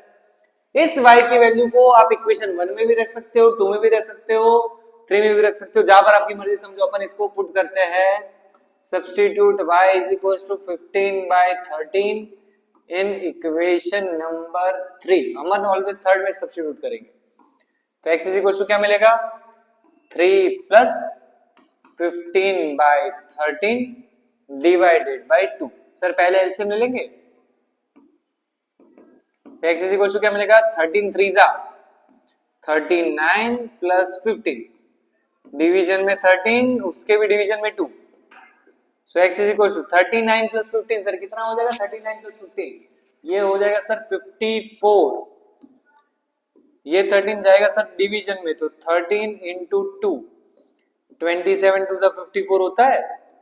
So x is equal to हो गया 27 बाय 13। तो ये आ गया अपना solution 27 by 13 15 by 13 is the solution of linear equation in two variable. तो सब्स्टिट्यूशन मेथड के बेस पे काफी सारे क्वेश्चंस पूछे जाते हैं एग्जाम में, ये मेथड पक्की होनी चाहिए। क्या करना है हमें, क्या 2 पॉइंट्स याद रखने मेनली। सबसे पहला कि हमें कोई एक वेरिएबल की वैल्यू निकालनी है किसी एक इक्वेशन पर से, दोनों में से कोई भी इक्वेशन आप सिलेक्ट कर सकते हो। उस वेरिएबल की जो भी वैल्यू मिले उसको दूसरे में पुट कर दो, डन है। कोई ज्यादा टफ मेथड नहीं है ये, बट उसकी प्रैक्टिस आपको कॉन्स्टेंटली करते रहना पड़ेगा। तो आपके वो जो एरर्स होती है, जो आप प्लस माइनस की गलतियां करते हो कभी कभी, वो नेग्लेक्ट होती धीरे धीरे कम होगी, रिड्यूस होगी। एक साथ आप एक बार तुरंत बैठे और आगे ऐसा नहीं होगा। आपको ऐसे 50 क्वेश्चन करने पड़ेंगे यार। 50 क्वेश्चन करोगे और उसके बाद आप बोलोगे कि सर मेरे को सब्स्टिट्यूशन नहीं आ रहा है, ऐसा पॉसिबल ही नहीं होगा, शर्त लगा के बोलता हूं। चलो सेकंड मेथड की तरफ आते हैं। सेकंड मेथड है अपनी एलिमिनेशन मेथड। एलिमिनेशन सर नाम पर से पता चल रहा है कि उड़ाने का है, किसी को एलिमिनेट करेंगे, खा जाएंगे किसी को। किसको खाएंगे सर, या तो x को खाएंगे, यस, या तो y को खाएंगे, देखते हैं का जो आपकी मर्जी हो। तो एलिमिनेशन का सिंपल मतलब क्या होगा, एलिमिनेट करना है। किसको एलिमिनेट करना है, या तो हम x को एलिमिनेट करेंगे या तो y को। इक्वेशन के साथ करेंगे सॉल्व। समझो यहां पर एक इक्वेशन है 2x minus 5y is equal to 7 और यहां पर समझो आपको दिया है 3x minus 4y is equal to 3। दोनों इक्वेशन स्टैंडर्ड फॉर्म में, मतलब सिंपल फॉर्म में है, तो अपने को ज्यादा प्रॉब्लम होगी ही नहीं। अच्छा, अब एलिमिनेट करने के लिए क्या याद रखना है, देखो सिंपल चीज है। पहला काम, पहला step, step number 1, select any one variable. किस लिए सर सिलेक्ट करेंगे, उड़ाने के लिए। भाई सुपारी तो देनी पड़ेगी ना कि किसको उड़ाने का है, या तो x को उड़ा सकते हैं या तो y को, जो आपकी मर्जी हो। हाँ सर x उड़ाते हैं, मजा आएगा, उड़ाते हैं। चलो समझो अगर हम एक्स उड़ाना चाहते हैं, समझो हम झगड़ा कराना चाहते हैं दो लोगों के बीच में, बराबरी वाले लोग झगड़े तो अच्छी बात है, या समझो एक बाजू है अपने हंसराज हाथी और दूसरी साइड पोपटलाल, दोनों ने झगड़ा कर लिया, क्या होगा? पोपटलाल मार खाएगा या हाथी मार खाएगा? पोपट उड़ जाएगा, हाथी भागता रह जाएगा। हाँ सर, तो झगड़ा अगर बराबरी वालों में हो तो ही मजा आएगा सर, ये वरना हो तो हाथी अगर पोपट पे बैठ गया, पोपट का पिचका हो जाएगा तो वो चलेगा नहीं। तो सेम चीज यहाँ पर भी है, अगर मुझे एलिमिनेट करना है, झगड़ा कराना है, तो बराबरी वालों का होना चाहिए। यहाँ पर देखो, अगर मुझे एक्स को एलिमिनेट करना है, यहाँ पर कितनी एक्स है? 2 है, इसके पास कितनी है? 3 है। सर एक के पास 2, एक के पास 3, एक एक्स बच जाएगी? नहीं चलेगा, हमें एक भी एक्स नहीं चाहिए, एक्स पूरी की पूरी नामो निशान मिटा देना। तो उसके लिए क्या करना पड़ेगा सर? दोनों एक्स को इक्वल करना पड़ेगा। तो स्टेप नंबर 2 में क्या याद रखेंगे? Coefficient of that variable must be equal, और अगर इक्वल नहीं है तो इक्वल करने के लिए कौन सी चीज का यूज करेंगे भैया? एलसीएम। जैसे कि सर यहाँ की बात करते हैं, यहाँ पर 2x है और यहाँ पर 3x है, दोनों इक्वल नहीं है। अगर इक्वल नहीं है तो क्या क्या हो सकता? नहीं कर सकते क्या एलिमिनेशन? नहीं, डायरेक्ट नहीं कर सकते। पहला काम होगा कि सर कोएफिशिएंट इक्वल, ये मस्ट चीज है। अगर दोनों चीजें बराबर में होगी तो ही कैंसिल आउट होगी, तो x उड़ जाएगा तो y बचेगा सर। हमें हमारा मेन फंडा ये है कि किसी एक को उड़ा ही देना है, खत्म ही कर देना है, तो y की वैल्यू अपन वहां पर से ढूंढ सकते हैं, या तो फिर y को उड़ाएंगे या तो x को उड़ाएंगे, ठीक है। तो हम क्या करेंगे? एलिमिनेशन सॉरी कोएफिशिएंट इक्वल करने के लिए एलसीएम दे सकते हैं सर। ये 2 है, ये 3 है, कोएफिशिएंट है। 2 और 3 का एलसीएम क्या होगा? 2 3 जा 6। यानी कि सर यहाँ पर 6 और यहाँ पर 6 सेट करना इजी है, बहुत इजी है सर। इस पूरे इक्वेशन को हम मल्टीप्लाई कर सकते हैं 3 से, और इस पूरे इक्वेशन को हम मल्टीप्लाई कर सकते हैं 2 से। आया ना? पूरे को मतलब हर एक चीज को मल्टीप्लाई करना, याद रहे, सिर्फ x और y को नहीं, जितनी चीजें उन सबको मल्टीप्लाई करेंगे। तो हम यहाँ पर पहली चीज लिख देते हैं multiply equation number 1 by 3 and equation number 2 by 2। पहले इक्वेशन को मल्टीप्लाई कर रहे हैं 3 से, चलो करो तो भाई। 3 2 क्या हो जाएगा? 6x, 3 5 जा 15y इज इक्वल टू 3 7 जा 21। सर नया इक्वेशन फॉर्म हो गया, इक्वेशन नंबर 3। सेम चीज यहाँ पर, इसको इक्वेशन 2 से मल्टीप्लाई करना है, तो 3 2 जा 6x minus 8y is equal to 3 2 जा 6। Equation number 4। सर हो गए दोनों कोएफिशिएंट इक्वल, बढ़िया है सर। ये भी 6x है, ये भी 6x है। सर इन दोनों को सब्ट्रैक्ट करेंगे तो काम होगा ना। सोचो, ये भी प्लस 6x, ये भी प्लस 6x, दोनों को कैंसिल करना है। सेम नंबर को कैंसिल करना तो बीच में माइनस लगाना पड़ता है। 4 और 4 है, 0 करना है तो बीच में क्या पुट करोगे? समझो यहाँ पर 4 है, यहाँ पर भी 4 है, मुझे आंसर लाना है 0, क्या लगाना पड़ेगा बीच में? माइनस। समझो एक है -3, दूसरा भी है -3, मुझे इन दोनों का आंसर 0 लाना है। सर सेम वैल्यू होती है तो सब्ट्रैक्शन कर दो, यानी कि अगर दोनों की साइन सेम है, साइन कैसी हो? अगर सेम हो तो कौन सा ऑपरेशन किया जाएगा दोनों के बीच में? सब्ट्रैक्शन वाला।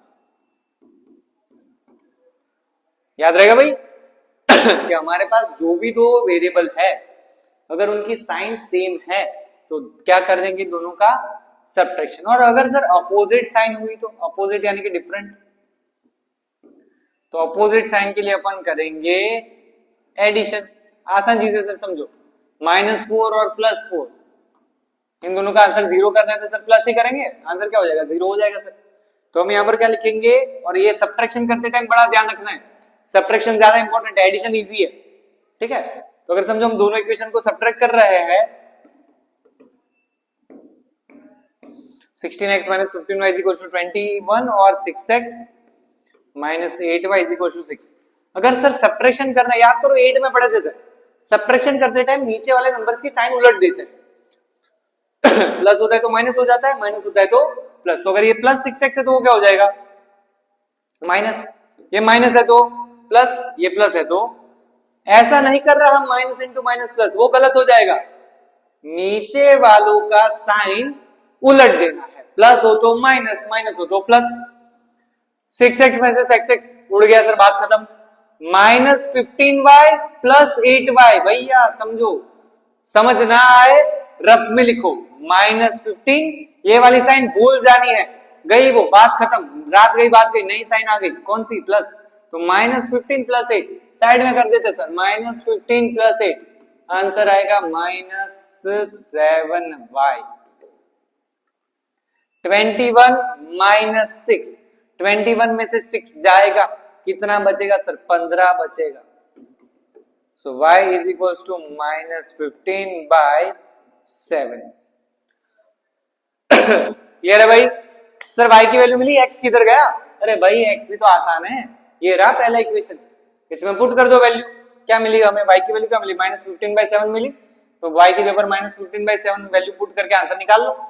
सब्स्टिट्यूट ही करना है फिर तो आगे कैसे करेंगे, देखो समझो, सेकंड इक्वेशन में मैं वैल्यू रखता हूं, तो 3x माइनस 4 इंटू y की जगह पर क्या रखना है, -15/7 इज इक्वल्स टू 3, ये होगा 3x सर से एलसीएम इधर, तो ये माइनस इंटू माइनस होगा प्लस, 15 4 होगा 60/7 इज इक्वल्स टू 3। चलो 3x इज इक्वल्स टू 60/7 जाएगा सामने, तो 3 minus 60/7, 3x is equal to 7 3 जा 21 माइनस 60/7, 21 में से 60 जाएगा तो कितना बचेगा सर, 39 माइनस वाला डिवाइडेड बाय 7, और अगर 3 को डिवीजन में भेजेंगे तो x is equal to -39/7 into 3, sir 3 से कटेगा, 13 3 जा, तो x इक्वल्स टू आया -13/7, तो -13/7 and -15/7 is the solution of linear equation in 2 variables. Clear है भाई?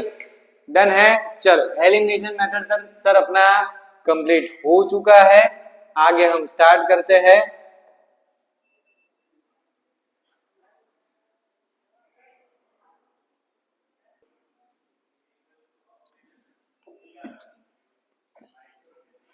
चलो भाई, तो स्टार्ट करते हैं वर्ड प्रॉब्लम्स के ऊपर आगे बात, जो मेन है सर फंडा अपने चैप्टर का। बाकी सब्स्टिट्यूशन एलिमिनेशन में ज्यादा प्रॉब्लम हो ऐसा लगता नहीं है, ठीक है। चलो, तो एप्लीकेशन बेस्ड क्वेश्चंस किस टाइप के आते हैं, जनरली ये इतने टाइप्स के क्वेश्चंस होता है। एक तो एज रिलेटेड क्वेश्चंस जो हो गए कि इसका बेटा इससे इतना साल का बड़ा है, इतना छोटा है, इसकी उम्र ढूंढो, अभी उसकी उम्र का आधार कार्ड देखो ना भाई, हमको क्या पूछते रहते हो तुम लोग। फिर स्पीड डिस्टेंस टाइम रिलेटेड होता है, तो भाई एक ट्रेन इतना ट्रैवल कर रही है, दूसरी इतना कर रही है, दोनों एक दूसरे की तरफ जा रहे हैं, दोनों एक दूसरे से दूर जा रहे हैं, ठीक है। वो मोटर स्पीड वाला मोटर बोट होता है, अपस्ट्रीम जा रहा है, डाउनस्ट्रीम जा रहा है, ठीक है। तो उस टाइप के क्वेश्चंस होता है। मनी और कोस्ट के रिलेटेड होते हैं, कोई भी डे टू डे लाइफ के रिलेटेड क्वेश्चन बना सकते हैं ये। समझो एक संडे को जेठालाल गया,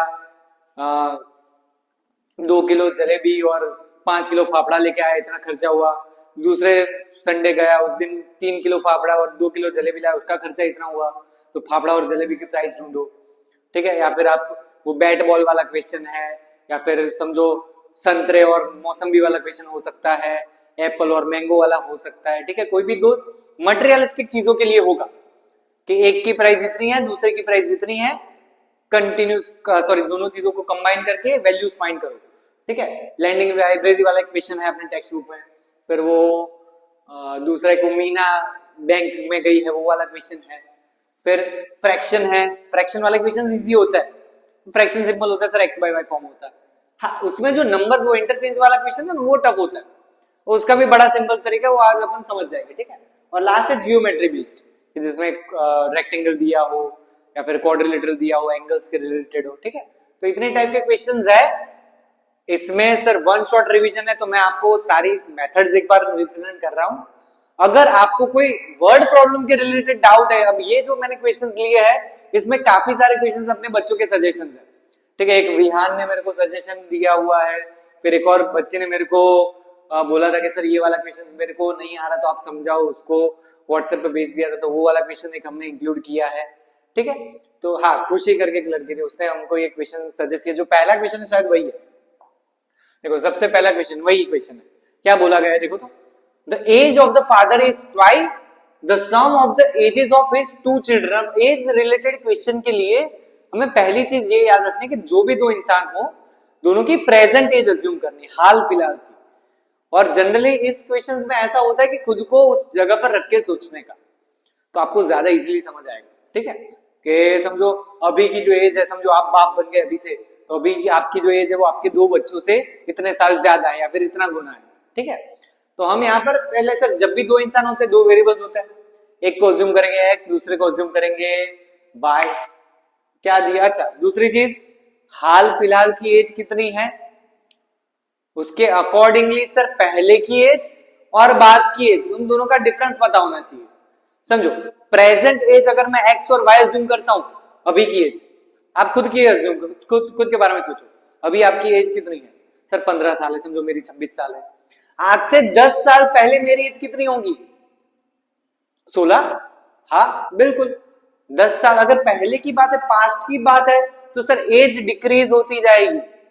अगर फ्यूचर की बात करें तो आज से 10 साल के बाद मेरी एज कितनी होगी, 36 हो जाएगी। सर बूढ़े अभी से हो गए हो, 36 बाद तो राम नाम हो जाएगा, क्या पता अभी, जैसी भगवान की मर्जी। ठीक है, तो हमें क्या याद रखना है कि अगर हम पहले की बात करते हैं, पहले यानी कि पास्ट की बात करते हैं, तो पास्ट में हम एज में क्या करेंगे, माइनस करेंगे। फ्यूचर की बात करेंगे तो एज में प्लस करेंगे। और जो भी एज अज्यूम करेंगे वो ऑलवेज कौन सी एज अज्यूम करेंगे, प्रेजेंट, हाल फिलहाल की। दो लोग हैं, एक तो है सर पिताश्री है और दूसरे क्या दिए हैं, age of his two childrens. एक बच्चा नहीं दिया भाई, कितने बच्चे दिए, दो बच्चे, दोनों बच्चों की एज का कंपैरिजन है। तो हम यहां पर सिर्फ एक इंसान की एज नहीं लेने वाले अजम्पशन में, दो इंसान की एज लेने वाले। ठीक है, तो पहली चीज अज्यूम करेंगे, let present age of father be x years and present age of two children be y years। ठीक है, कितने चिल्ड्रंस की एज हमने अज्यूम करी है, दो चिल्ड्रन की। ठीक है, एक की एज x है, बाकी दो की एज कितनी है, y। अच्छा आगे हमें क्या बोला है क्वेश्चन में, चलो पहली सिचुएशन की तरफ आगे बढ़ते हैं। The age of the father is twice, जो पिता की एज है वो कितनी है, ट्वाइस है। किसके ट्वाइस है, the sum of the ages of his two children. ठीक है, उन दोनों चिल्ड्रन की जो एज का एडिशन होगा, दोनों चिल्ड्रन की एज का एडिशन, ये यहाँ पर मैं दोनों चिल्ड्रन की एज का एडिशन ही नाम दे देता हूं इस चीज को। किधर गया अपना इरेजर, ये रहा, present age, sum of present age मानते हैं अपन, and sum of present age of two children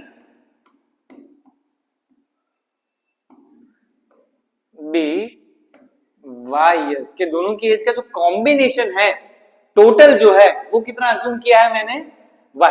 अब हमें क्या बोला है कि सर x की जो वैल्यू है according to first condition, according to first condition के पिता की जो एज है, x की जो वैल्यू है वो y की वैल्यू से, जो सम ऑफ टू चिल्ड्रन, जो दोनों बच्चों की एज का एडिशन था वो y था, उससे कितना गुना है, 2 गुना है। इक्वेशन नंबर 1 आ गया सर हमारे पास। आगे क्या बोला इक्वेशन में, आफ्टर 20 ईयर्स, सर 20 साल के बाद की बात कर रहे हैं, जो भी रिलेशन है वो 20 साल के बाद वाली एज का है। अभी की एज का रिलेशन दिया है नहीं, तो सर हमें 20 साल के बाद क्या एज होगी वो भी तो ढूंढना पड़ेगा। अभी देखो ये बड़ा ट्रिक है भाई, आफ्टर 20 ईयर्स, सोचो अभी उसके पिता की एज कितनी है प्रेजेंट में, x ईयर्स है, 20 ईयर्स क्या होगी, कितनी होगी, सोचो सोचो सर। 20 साल के बाद की अगर बात है, फ्यूचर की बात है, कितने साल के बाद, 20 साल के बाद, तो एज बढ़ जाएगी सर, कितनी बढ़ेगी, 20 ईयर्स प्लस हो जाएंगी सर। हाँ या ना, डन है सर। अब बात करते हैं age of children, sum of age of children. Sir अभी दोनों बच्चों की एडिशन, दोनों बच्चों की एज का एडिशन कितना हो रहा है, y हो रहा है। 20 साल के बाद मैं इसमें सिर्फ +20 करूंगा तो कितने बच्चे की, सर एक ही बच्चे की एज बढ़ी, वो तो समझो दो बच्चे हैं, एक की एज है 5 साल, दूसरे की एज है 6 साल। कितनी एज है, दो बच्चे हैं, एक की एज कितनी मैं बोल रहा हूं 5 साल है फर्स्ट वन की, और दूसरे की जो है वो कितनी है 6 साल है। अभी दोनों की एज का एडिशन कितना होगा 11। ओके सर डन है, समझ गए। 20 साल के बाद दोनों की एज का एडिशन कितना होगा। अगर आप ऐसा सोच रहे हो कि 20 साल के बाद दोनों की एज का एडिशन +20 करेंगे और हो जाएगा 31, क्या सही होगा दोनों की एज का एडिशन। गलत होगा सर। क्यों गलत होगा, किसी एक बच्चे की एज थोड़ी बढ़ेगी, एज बढ़ेगी तो दोनों की ही तो बढ़ेगी सर। मैं 21 टाइम्स, तो समझो 20 साल के बाद इसकी एज कितनी हो जाएगी सर 25 हो जाएगी। तो क्या 20 साल तक ये 6 साल का ही रहेगा, एक की एज बढ़ के दूसरा रेस्ट इन पीस हो गया, नहीं डार्क हो गया सर, ये सारा रेस्ट इन पीस नहीं हुआ है, दोनों की एज सर बढ़ानी पड़ेगी। अगर इसमें +20 की है सर, इसकी 20 साल के बाद इसकी भी तो एज होगी, इसकी एज कितनी हो जाएगी 26, और अगर मैं इसका प्लस करता हूं तो इसका आंसर कितना मिलेगा सर 51 मिलेगा। यानी कि अगर हम दोनों बच्चों की साथ में एज देख रहे हैं तो मुझे यहां पर जो प्लस करना पड़ेगा वो एक बच्चे की एज का करूंगा तो चलेगा नहीं, दूसरे की भी तो बढ़ेगी। यानी कि इस केस में टोटल एज कितनी हो जाएगी, टोटल सम कितना होगा y+40। चलो क्लियर है भाई ये वाली चीज। तो ये मेन था कि भाई +40 कैसे आया। हमने यहाँ पर कितने बच्चों का सम लिया है, दो बच्चों का, एक की 20 बढ़ेगी दूसरे की भी 20 बढ़ेगी, इस वजह से कितना हुआ 40। तो 20 साल के बाद पिता की एज है x+20 जो उनके पापा है उनकी, और जो दोनों बच्चों की एज का एडिशन है वो है y+40। और हमें क्या बोला है 20 years his age will be equal to the sum of the ages of his children। 20 साल के बाद जो पिता की एज है, जो उसके पापा की एज है जो है x+20, वो एग्जैक्टली उनके बेटे की एज जितनी हो जाएगी, दोनों के सम जितनी, यानी कि y+40 जितनी। सर यहां पर हम सब्स्टिट्यूशन मेथड अप्लाई कर सकते हैं, आया ना। यहां पर मैं लिख देता हूं फ्रॉम सेकंड कंडीशन। चलो दूसरी कंडीशन के ऊपर से हमने लिखा है। अब सर हमारे पास x की जगह पर क्या है 2y है, मैं यहां पर x की जगह पर क्या लिख सकता हूं 2y+20 is equal to y+40। y वाला भेजो y के साथ, +20 जाएगा इस side, so 2y minus y is equal to 40 minus 20। 2y minus y हो गया y is equal to 20 years. यानी कि दोनों बच्चों की एज का एडिशन 20। सर हमें दोनों बच्चों की एज नहीं फाइंड करनी, हमें फाइंड करनी है एज ऑफ फादर। सर इसको सब्स्टिट्यूट कर देंगे इधर, substitute y is equal to 20 in equation number 1। तो ये हो जाएगा sir x is equal to 2 into 20। 2 into 20 कितना हो जाएगा 40 ईयर्स। यानी कि उनके जो पिताश्री है उनकी एज कितनी है 40 साल है। क्लियर है भाई सबको। चलो आगे बढ़ते हैं क्वेश्चन नंबर 2। ये आफ्ताब वाला क्वेश्चन टेक्स्ट बुक का है, एक एग्जांपल है, ये भी बहुत मस्त क्वेश्चन है भाई। क्या दिया है, Aftab tales his daughter, Aftab उसकी बेटी को बोल रहे हैं। सर दो लोग हैं मतलब क्वेश्चन में, कौन कौन है, एक आफ्ताब है और दूसरा उसकी बेटी है। दोनों की एज को अज्यूम कर लेंगे, एक की एज x दूसरे की एज y। शुरू करते हैं सर। चलो क्या लिखेंगे भाई सबसे पहले late present age of Aftab is equals to x years and of his daughter be y years। Aftab ji की उम्र कितनी है भैया x years है, और उनकी बेटी की उम्र कितनी है y years। अब क्या बोल रहे हैं भैया वो 7 years ago, अभी की बात चल रही है नहीं सर, थाला फॉर रीजन याद करना है, 7 साल पहले की बात है। क्या 7 साल पहले दोनों की एज सेम इतनी होगी x और y होगी, नहीं सर दोनों की एज थोड़ी तो कम होगी, कितनी कम होगी 7 साल। सो 7 years ago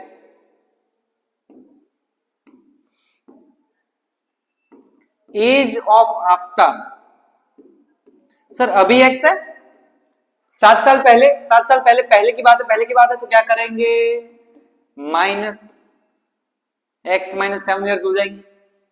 उसकी बेटी की एज सर अभी y है तो उसकी बेटी की एज क्या हो जाएगी, age of daughter, age daughter भैया अपनी डॉटर नहीं है उसकी डॉटर है, कितनी होगी y माइनस 7 ईयर्स।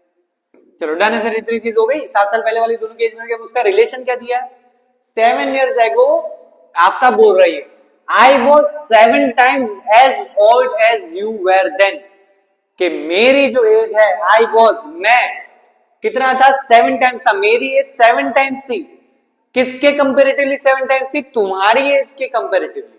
आफ्ताब ने उसकी बेटी को बोला, समझो मैं हूं आफ्ताब, मैं अपनी बेटी को क्या बोलूंगा कि बेटा मेरी उम्र, my age will be 7 times, क्या मैं खुद से इंटू करूंगा 7, नहीं सर, जो छोटी वैल्यू होती है उसको इंटू 7 किया जाता है, यानी कि आफ्ताब की ये जो x माइनस 7 है, x माइनस 7 आफ्ताब की जो एज है वो किसके इक्वल है सर, उसकी बेटी के एज के इक्वल है? वो तो पॉसिबल कैसे होगा सर, आप बेटा सेम सेम नहीं, पॉसिबल नहीं। मतलब कि आफ्ताब की जो एज है वो उसकी बेटी के एज से कितना गुना है, कितना टाइम्स है, 7 टाइम्स है, 7 टाइम्स है, यानी कि इसको इंटू क्या करना पड़ेगा 7, तो क्या लिखेंगे भैया अपन, x minus 7 is equal to 7y, multiply करेंगे अंदर, सिंप्लीफाई करेंगे, 7y 7 7 जा 49।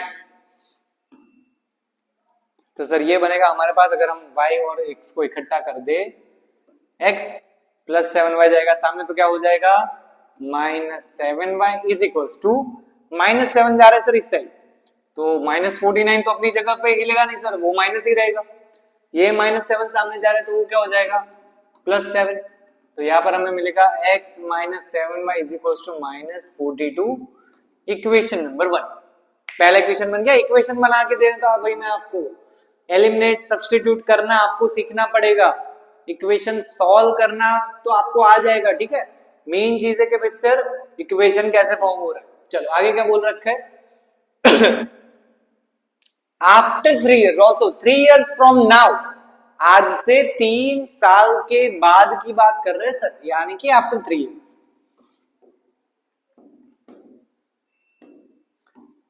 चलो 3 साल के बाद एज ऑफ आफ्ताब, आफ्ताब की सर अभी एज x है, 3 साल के बाद कितनी हो जाएगी x प्लस 3 years, और उसके बाद क्या है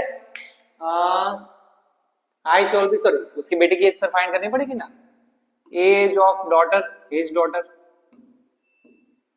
will be y plus 3, sir उसकी बेटे की एज भी y प्लस 3 हो जाएगी, और 3 साल के बाद का रिलेशन वो क्या बोल रहा है, आई शॉल बी 3 टाइम्स, 7 साल पहले 7 गुना था, 3 साल के बाद कितना गुना हो गया 3 गुना, यानी कि x प्लस 3 की जो वैल्यू है, जो अब तक की एज है, वो उसकी बेटी की एज से कितना टाइम्स है 3 times. So x plus 3 is equal to 3y plus 9, x y वाले इकट्ठा कर दो, प्लस 3y गया सामने तो ये हो गया माइनस 3y, और प्लस 3 इस साइड आएगा तो क्या हो जाएगा minus 3, so x minus 3y is equal to 6, equation number 2। Sir हमारे पास दोनों इक्वेशन रेडी है, हाँ या ना, ये है अपना पहला इक्वेशन, ये है अपना दूसरा इक्वेशन। सर यहां पर भी प्लस x है, यहां पर भी प्लस x है, हमें x और y फाइंड करना है सर, एलिमिनेशन मेथड अप्लाई कर सकते हैं बिल्कुल, x सेम, x का कोएफिशिएंट 1, इसका भी कोएफिशिएंट 1, सर वेरिएबल भी सेम है, कोएफिशिएंट भी सेम है, साइन दोनों के क्या है सेम सर, ये भी प्लस ये भी प्लस, अगर साइन सेम होती थी तो हम क्या करते थे सब्ट्रैक्शन, तो हम यहां पर क्या लिखेंगे सब्ट्रैक्ट इक्वेशन नंबर 1 एंड 2। पहला इक्वेशन है x minus 7y is equal to minus 42, और सेकेंड इक्वेशन है x minus 3y is equal to 6। Subtraction करेंगे तो ये माइनस हो जाएगा, ये प्लस हो जाएगा, ये माइनस हो जाएगा सर, x तो गए उड़, माइनस 7 प्लस 3, माइनस 7 प्लस 3 हो जाएगा सर माइनस 4, माइनस 42 माइनस 6 हो जाएगा सर माइनस 48, माइनस माइनस उड़ा 4 जाएगा डिवीजन में, तो y इज इक्वल टू 48/4 कितना हो जाएगा सर 12 इयर्स, यानी कि जो अपना आफ्ताब का बच्चा है, आफ्ताब की जो बेटी है उसकी एज कितनी है, 12 साल की है। और अभी अगर मेरे को आफ्ताब की एज फाइंड करनी हो तो सर इक्वेशन 1 में पुट कर दो, इक्वेशन 2 में पुट कर दो। Substitute y is equal to 12 in equation number 2। चलो इक्वेशन 2 में क्या होगा, x माइनस 3 इंटू वाई की वैल्यू है 12 is equal to 6। x minus 12 3 जा 36 is equal to 6। So x is equal to 6 plus 36, 6 plus 36 कितना हो जाएगा 42 इयर्स। तो हमें लास्ट में एक मस्त एक अच्छी सी राइटिंग में लिखना भी तो पड़ेगा, एक स्टेटमेंट डालने का हर एक बार जब भी ये सॉल्व करो। The age, the present age, जो आपने assumption किया था ना वो लिखने का, that the present age of Aftab is 42 years and present age of his daughter is 12 years। तो पूरा क्वेश्चन खत्म होने के बाद ये 2 लाइंस होनी चाहिए कंपलसरी, ठीक है। लिखने का एक अच्छा फॉर्मेट होना चाहिए, देयरफॉर ये टिप्कियां होनी चाहिए, स्टेटमेंट्स अच्छे से लिखने पड़ेंगे, assumption क्या करने वो लिखने पड़ेंगे, ठीक है। कब कौन सा एलिमिनेशन मेथड यूज कर रहे हो, सब्स्टिट्यूशन मेथड यूज कर रहे हो वो लिखना पड़ेगा। ये नोटेशन करने की जरूरत नहीं है, आपको समझाने के लिए, ठीक है। चलो नेक्स्ट क्वेश्चन की तरफ आगे बढ़ते हैं भैया। नेक्स्ट क्वेश्चन है ये अपने विहान भाई का क्वेश्चन है। विहान भाई ने पूछा था हमें कि 2 peoples are 16 kilometre apart on a straight road. 2 लोग हैं, ठीक है। कितने लोग हैं भैया, 2। समझो इधर एक लोग है, लोग यानी समझो एक इंसान है, ये है करण सर, मैं ही हूं वो लोग, और मेरे से दूर कोई है। कौन है, किसको रखना है भैया, समझो यहां पर है, कौन है, बहुत सारी नहीं, बहुत सारी नहीं है बच्चों, कंफ्यूज है कि किसको रखे। समझो यहां पर है कोई छुई हुई, क्या है भैया, छुई हुई, ऐसे छुई हुई लड़की, ठीक है। ये 2 लोग हैं, इन दोनों के बीच का डिस्टेंस करण सर से लेकर ये छुई मुई तक का डिस्टेंस कितना है, 16 किलोमीटर है। हम दोनों 16 किलोमीटर दूर है, लॉन्ग डिस्टेंस चल रहा है भैया, स्ट्रेट रोड है ये। अच्छा आगे क्या बोला है, they start walking at the same time. दोनों एक ही टाइम पे चलना चालू करते, धीरे धीरे धीरे धीरे चल रहे हैं टूवर्ड्स ईच अदर। एक टाइम पे चलना चालू करते हैं टूवर्ड्स ईच अदर, यानी कि मैं इस साइड जाऊंगा, ये इस साइड आएगी, आमने सामने होगा, वो तो बात की बात है क्या होगा। So if they walk towards each other with different speed, दोनों की स्पीड अलग होगी। अपन तेज चलते भैया, यूसेन बोल्ट फास्टेस्ट मैन अलग, ठीक है। अपन फुल स्पीड में जाएंगे, भाग के जाएंगे, वो धीमे धीमे आती होगी, ठीक है। फिर क्या हुआ, they will meet in two hours, कि अगर दोनों अलग अलग स्पीड से एक दूसरे की डायरेक्शन में मूव करते हैं, सेम अपोजिट डायरेक्शन में जाता है, तो कितने घंटे में मिलता है, दोनों 2 घंटे में मिलता है। सर आपकी स्पीड कितनी है, नहीं मालूम, ये छुई मुई की स्पीड कितनी है, नहीं मालूम, तो करेंगे क्या, अज्यूम कर लेंगे सर, है ना। अगर कोई चीज हमें नहीं पता होती तो हम जनरली क्या करते हैं, अज्यूम कर लेते हैं। So let speed of Karan sir तो नहीं लिखूंगा, यहां पर मैं लिख देता हूं फर्स्ट पर्सन। करण से लिखोगे तो वो तो अज्यूमशन करना पड़ेगा। The speed of first person be x, hours में दिया ना, तो x किलोमीटर पर आवर, ठीक है। ये अपने को स्पेशली खुशाल सर ने सिखाया है यूनिट लिखने का, कुछ भी करो स्पीड वाला क्वेश्चन हो तो kilometre per our. Thank you Khushal sir. चलो तो स्पीड आगे सर, पहले इंसान की स्पीड कितनी है, x किलोमीटर पर आवर है, अपनी छुई मुई की स्पीड अज्यूम कर लेते हैं। And second person be y kilometre per hour. चलो तो सर समझो, अपन यहाँ पे फिर से डायग्राम ड्रॉ कर देते हैं। ये है अपना ए पर्सन, ये है अपना बी पर्सन, ठीक है। फर्स्ट पर्सन समझो पर्सन, इसको अपन नाम दे देते हैं ए, इस वाले को नाम देते हैं बी, ठीक है। यहाँ पर करण सर है, यहाँ पर अपनी छुई मुई है, दोनों ने यहाँ पर खड़े हैं, ये यहाँ पर खड़ी है, और दोनों एक दूसरे के डायरेक्शन में चलना स्टार्ट करते हैं। यहाँ पर डिस्टेंस कितना दिया है भाई अपने को, 16 किलोमीटर दोनों के बीच का डिस्टेंस है। किसी एक पॉइंट पे तो दोनों टकराएंगे, हाँ एकदम जोरदार टकरा जाएंगे। समझो इस पॉइंट पर दोनों इंसान टकराते हैं, है ना, ठीक है। They meet each other at in 2 hours, ठीक है। कि अगर दोनों एक दूसरे के अपोजिट डायरेक्शन में जाते हैं तो दोनों कितने घंटे के बाद मिलते हैं? 2 घंटे, 2 आवर्स, ठीक है, आफ्टर 2 आवर्स। यानी कि सर आपको ए से लेकर सी पहुंचने के लिए कितना टाइम लगा? 2 घंटे लगे। हाँ सर मेरे को 2 घंटे लगे। इसको भी बी से लेकर सी पहुंचने के लिए कितना टाइम लगा? 2 आवर्स, क्योंकि दोनों 2 घंटे के बाद ही पहुंच रहे हैं, दोनों 2 घंटे के बाद ही मिल रहे हैं सी पॉइंट पे। अच्छा तो मतलब सर हम यहां पर ऐसा कुछ लिख सकते हैं, for first person, for first person हमारा स्पीड का फॉर्मूला क्या होता है? सर स्पीड का फॉर्मूला होता है डिस्टेंस बाय टाइम। बहुत बार पढ़ चुके सर।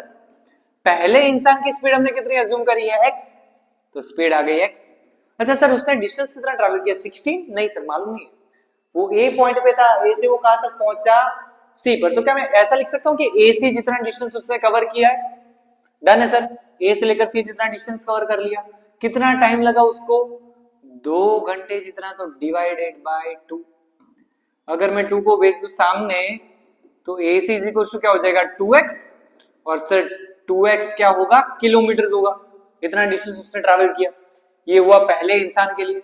सर सेम चीज आप सेकंड के लिए भी तो कर सकते हो, फॉर सेकंड पर्सन स्पीड का formula same, distance by time. दूसरे वाले इंसान की स्पीड कितनी है? y। उसने कितना डिस्टेंस ट्रैवल किया? सर वो b पर थी, b से पहुंची छुई मुई सुई पे, तो उसने डिस्टेंस ट्रैवल किया bc। और टाइम कितना लगा उसको? सर टाइम लगा है उसको 2 घंटे ही लगे सर, तो डिवाइडेड बाय 2। सर 2 जाएगा सामने, तो bc इज इक्वल टू क्या हो जाएगा? 2y kilometre. चलो ac की वैल्यू हमें कितनी मिली? 2x, bc की वैल्यू क्या मिली? 2y। अच्छा ध्यान से देखो सर, ये a से लेकर c वाला लाइन सेगमेंट है और ये b से लेकर c वाला है। अगर मैं ac प्लस bc करता हूं तो क्या आंसर में ac आएगा? हाँ सर सही बात है, ac plus bc, sorry ac नहीं आएगा सर, ac से थोड़ी होगा, यहां पर आएगा ab, ac plus bc is equals to ab। ac की वैल्यू क्या मिली?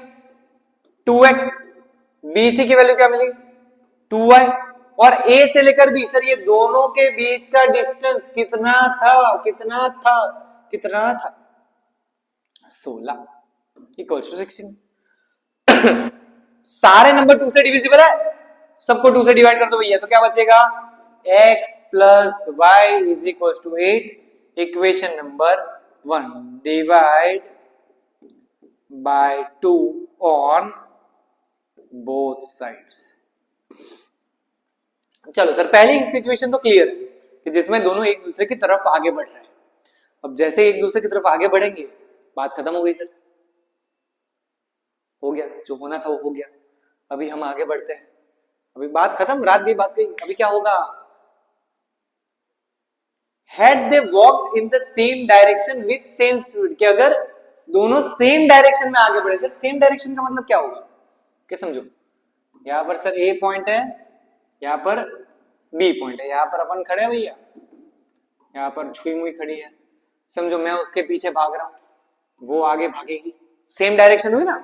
ऐसा भी हो सकता है कि मैं इस साइड भागू वो मेरे पीछे भागे, दोनों केसेस पॉसिबल है। अभी तो अपन छुई मुई के पीछे भाग रहे हैं, तो दोनों कौन सी डायरेक्शन में जा रहे हैं? सेम डायरेक्शन में। जब अपोजिट डायरेक्शन में की बात हो तो टूवर्ड्स ईच अदर जाएगा, सेम डायरेक्शन होगा तो दोनों एक दूसरे से अलग अलग जाएंगे, ठीक है। अच्छा इस केस में क्या बोला है सर हमें आगे? If they had been they walk in the same direction with the speed as before they would have met in 8 hours। कि अगर दोनों सेम स्पीड से आगे बढ़ते, सॉरी सेम स्पीड नहीं, जो पहले वाली स्पीड उससे आगे बढ़ते सेम डायरेक्शन में, तो दोनों किसी एक पॉइंट पे जाके वापस मिलते। क्योंकि सीधी बात है, किसी एक बंदे की स्पीड ज्यादा है, दोनों किस पॉइंट पे इकट्ठा होते? C point. अब समझो मेरे को ए से लेकर सी पहुंचने में कितना टाइम लगा? 8 आवर्स। और इसको भी बी से लेकर सी पहुंचने में कितना टाइम लगा? 8 आवर्स, ठीक है। और 8 आवर्स के बाद दोनों यहां पर इसी सेम पॉइंट पे मिल रहे। तो यहां पर भी सर सेम चीज कर सकता है, फॉर फर्स्ट पर्सन, पहले इंसान के लिए सर स्पीड का फॉर्मूला डिस्टेंस बाय टाइम होता है, उसकी स्पीड है x। अच्छा, उसने डिस्टेंस कितना ट्रैवल किया सर? वो ए पॉइंट पे था, मैं ए पॉइंट पे था, ठीक है। ए से मैं कहां पे पहुंचा हूं सर? चलते चलते सी पर, ए से लेकर सी तक गया हूं, तो डिस्टेंस कितना हुआ? AC, simple sir. अच्छा, टाइम कितना लगा सर? 8 आवर्स दिया हुआ है क्वेश्चन में। 8 को भेज देंगे सामने तो AC इज इक्वल टू क्या हो जाएगा? 8x kilometre. चलो सेकंड पर्सन के लिए बात करते हैं, फॉर सेकंड पर्सन। चलो दूसरा इंसान भाई क्या कर रहा है सर? दूसरा इंसान बी से जा रहा है, उसकी स्पीड का फॉर्मूला डिस्टेंस बाय टाइम ही रहेगा। उसकी स्पीड कितनी थी? y। अच्छा, दूसरे इंसान ने कितना डिस्टेंस ट्रैवल किया सर? बी पॉइंट पे था वो, बी से वो भाग के गया है सी पर, तो उसने डिस्टेंस ट्रैवल किया बी से जितना, और उसको भी कितना टाइम लगा? 8। So B C is equals to 8y kilometre. अच्छा, अब ध्यान से देखो, ए से लेकर बी, बी से लेकर C, A B plus B C, क्या आंसर हुआ? AC। सही है सर। ए से लेकर बी और बी से लेकर सी दोनों को प्लस किया तो बड़ा सा लाइन सेगमेंट AC बन गया। ए बी जो था सर, ये दो पर्सन के बीच का डिस्टेंस था, विच वॉज गिवन 16 किलोमीटर। यानी कि ए बी की वैल्यू हमारे पास कितनी है? 16। बी सी की वैल्यू क्या है हमारे पास? 8y, और AC की वैल्यू कितनी है? 8x। सर अगर मैं 8y को सामने भेज दूं तो 16 इज इक्वल टू क्या मिलेगा हमें? 8x minus 8y plus 8y सामने जाएगा तो माइनस हो जाएगा। सर सबको 2 से डिवाइड किया जा सकता है? हाँ, सबको सॉरी 8 से डिवाइड किया जा सकता है, तो ये आएगा x minus Y is equal to equation number 2। यहां पर लिख देंगे divide by 8 on both sides. Sir पहला इक्वेशन हमारे पास क्या था? x plus y is equal to 8। पहला इक्वेशन था मेरे पास x plus y is equal to 8। दूसरा इक्वेशन मेरे पास क्या है? x minus Y is equal to 2। Sir हम दोनों इक्वेशन को प्लस कर दे, एलिमिनेशन मेथड अप्लाई कर देते सर। देखो अब यहां पर क्यों प्लस कर रहे सर? ध्यान से देखो, ये प्लस वाई है और ये क्या है? Minus y. दोनों की साइन अपोजिट है। अपोजिट के लिए अपन ने क्या याद रखा है? एडिशन। सेम साइन के लिए सब्ट्रैक्शन। तो दोनों इक्वेशन को प्लस करेंगे, y माइनस वाई उड़ गया, और इसमें कोई साइन चेंज करने का लोचा नहीं होगा, वो ज्यादा इजी है। x प्लस एक्स हो गया 2x, 8 प्लस 2 हो गया 10। So x is equal to 5 kilometre per hour. यानी कि मैं 5 की स्पीड से चल रहा हूं भैया। और सर दूसरे की स्पीड कैसे ढूंढेंगे? पुट कर दो वैल्यू इक्वेशन नंबर 1 में। Substitute x is equal to 5 in equation number 1, तो क्या हो जाएगा?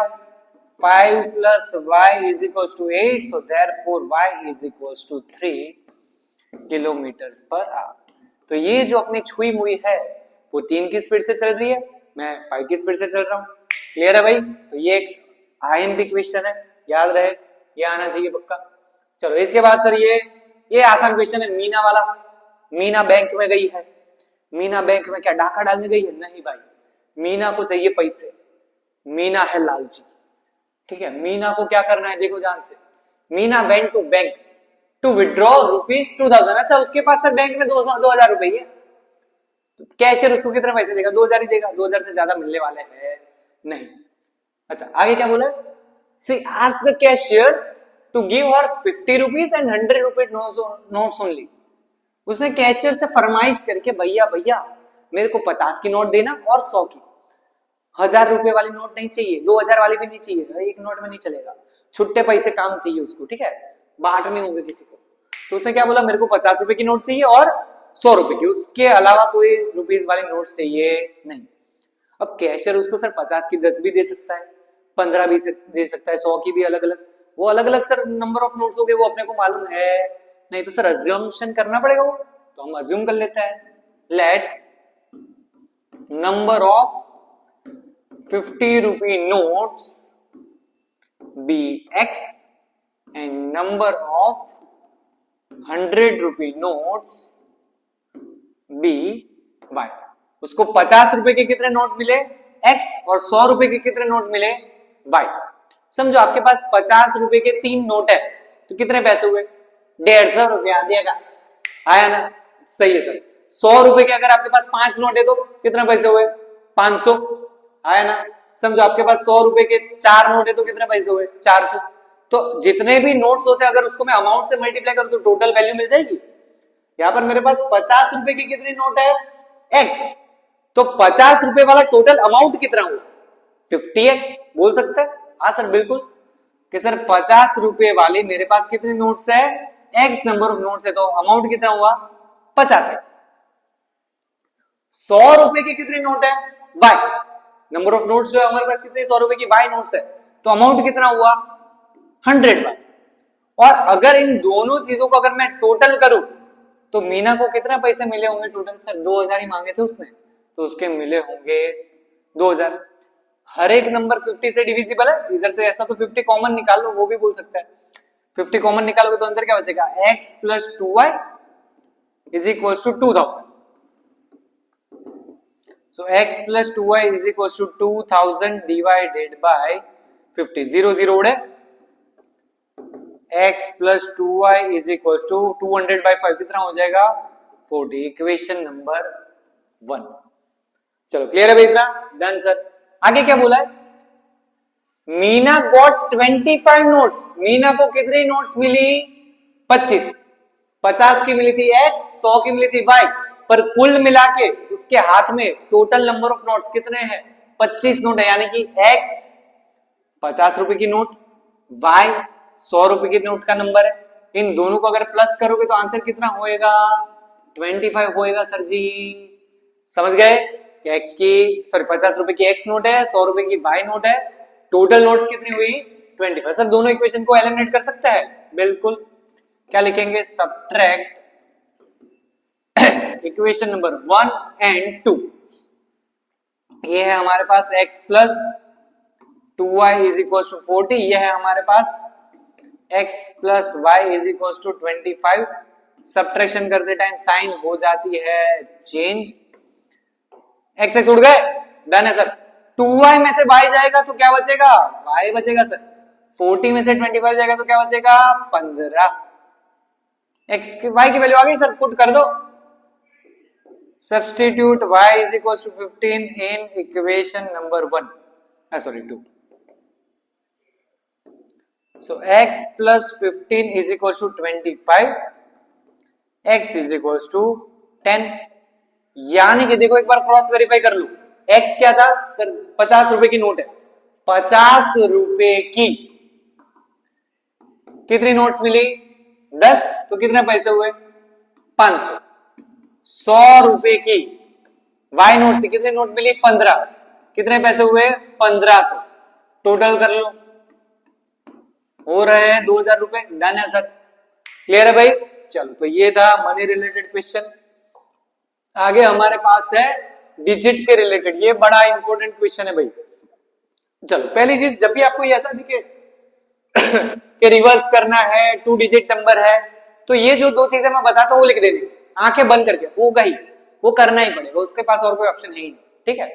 तो जब भी क्वेश्चन में 2 डिजिट वाला कोई क्वेश्चन लगता है अपने को, तो ये जो मैं दो चीजें लिखवा रहा हूं वो अपने को करनी है। सबसे पहले इसे मेरे को बताओ 2 डिजिट वाला नंबर कौन सा है सर, 2 डिजिट वाला नंबर, 2 डिजिट नंबर कहां से स्टार्ट होते हैं सर, 10 से स्टार्ट होता है, 99 पे खत्म होता है, 10 से 99 के बीच में जो भी नंबर है वो सारे 2 डिजिट है। 2 डिजिट नंबर बनता कैसा है, देखो 2 डिजिट वाले नंबर में 2 डिजिट होता है सर, क्या कुछ भी, हमको तो जैसे पता ही नहीं था, वाह क्या बात बताई है। पता है आप लोगों को कि सर 2 डिजिट वाले नंबर में 2 डिजिट होता है। अब उसमें सर डिजिट्स के प्लेस हमने पढ़े थे फर्स्ट स्टैंडर्ड में, बहुत छोटे थे, छोटी चड्डी वाले, कि सर ये जो होता है इसे वंस प्लेस बोला जाता है ना, इसे बोलते थे अपन वंस प्लेस, यूनिट प्लेस भी बोलते हैं और इसे अपन क्या बोलते थे टेंस प्लेस। सर ये दो नंबर्स का कॉम्बिनेशन होता है वंस प्लेस और टेंस प्लेस। देखो लॉजिक क्या होता है, वंस प्लेस को मल्टीप्लाई किया जाता है 1 से, टेंस प्लेस को मल्टीप्लाई किया जाता है टेंस। देखो कैसे सर, जैसे कि 2 है वो टेंस प्लेस है तो इनटू क्या करेंगे 10, 3 है वो वंस प्लेस है उसको इनटू क्या करेंगे 1, और फिर करेंगे दोनों को प्लस, तो अपना बनेगा नंबर है, बनता है 2 10 जा 20, 3 1 जा 3, 20 प्लस 3 क्या हो गया 23 आ गया सर। डन है। तो मतलब हम लॉजिक क्या याद रखेंगे, टेंस प्लेस वाले को मल्टीप्लाई करेंगे 10 से, वंस प्लेस वाले को मल्टीप्लाई करेंगे 1 से, और फिर दोनों का क्या कर देंगे एडिशन। तो ये होगा अपना the OG number, original gangster है ये अपना, ठीक है, ये ओरिजिनल नंबर। दूसरी चीज होती है इंटरचेंज। इंटरेस्ट क्या हो गया, दूसरी चीज क्या है इंटरचेंजिंग।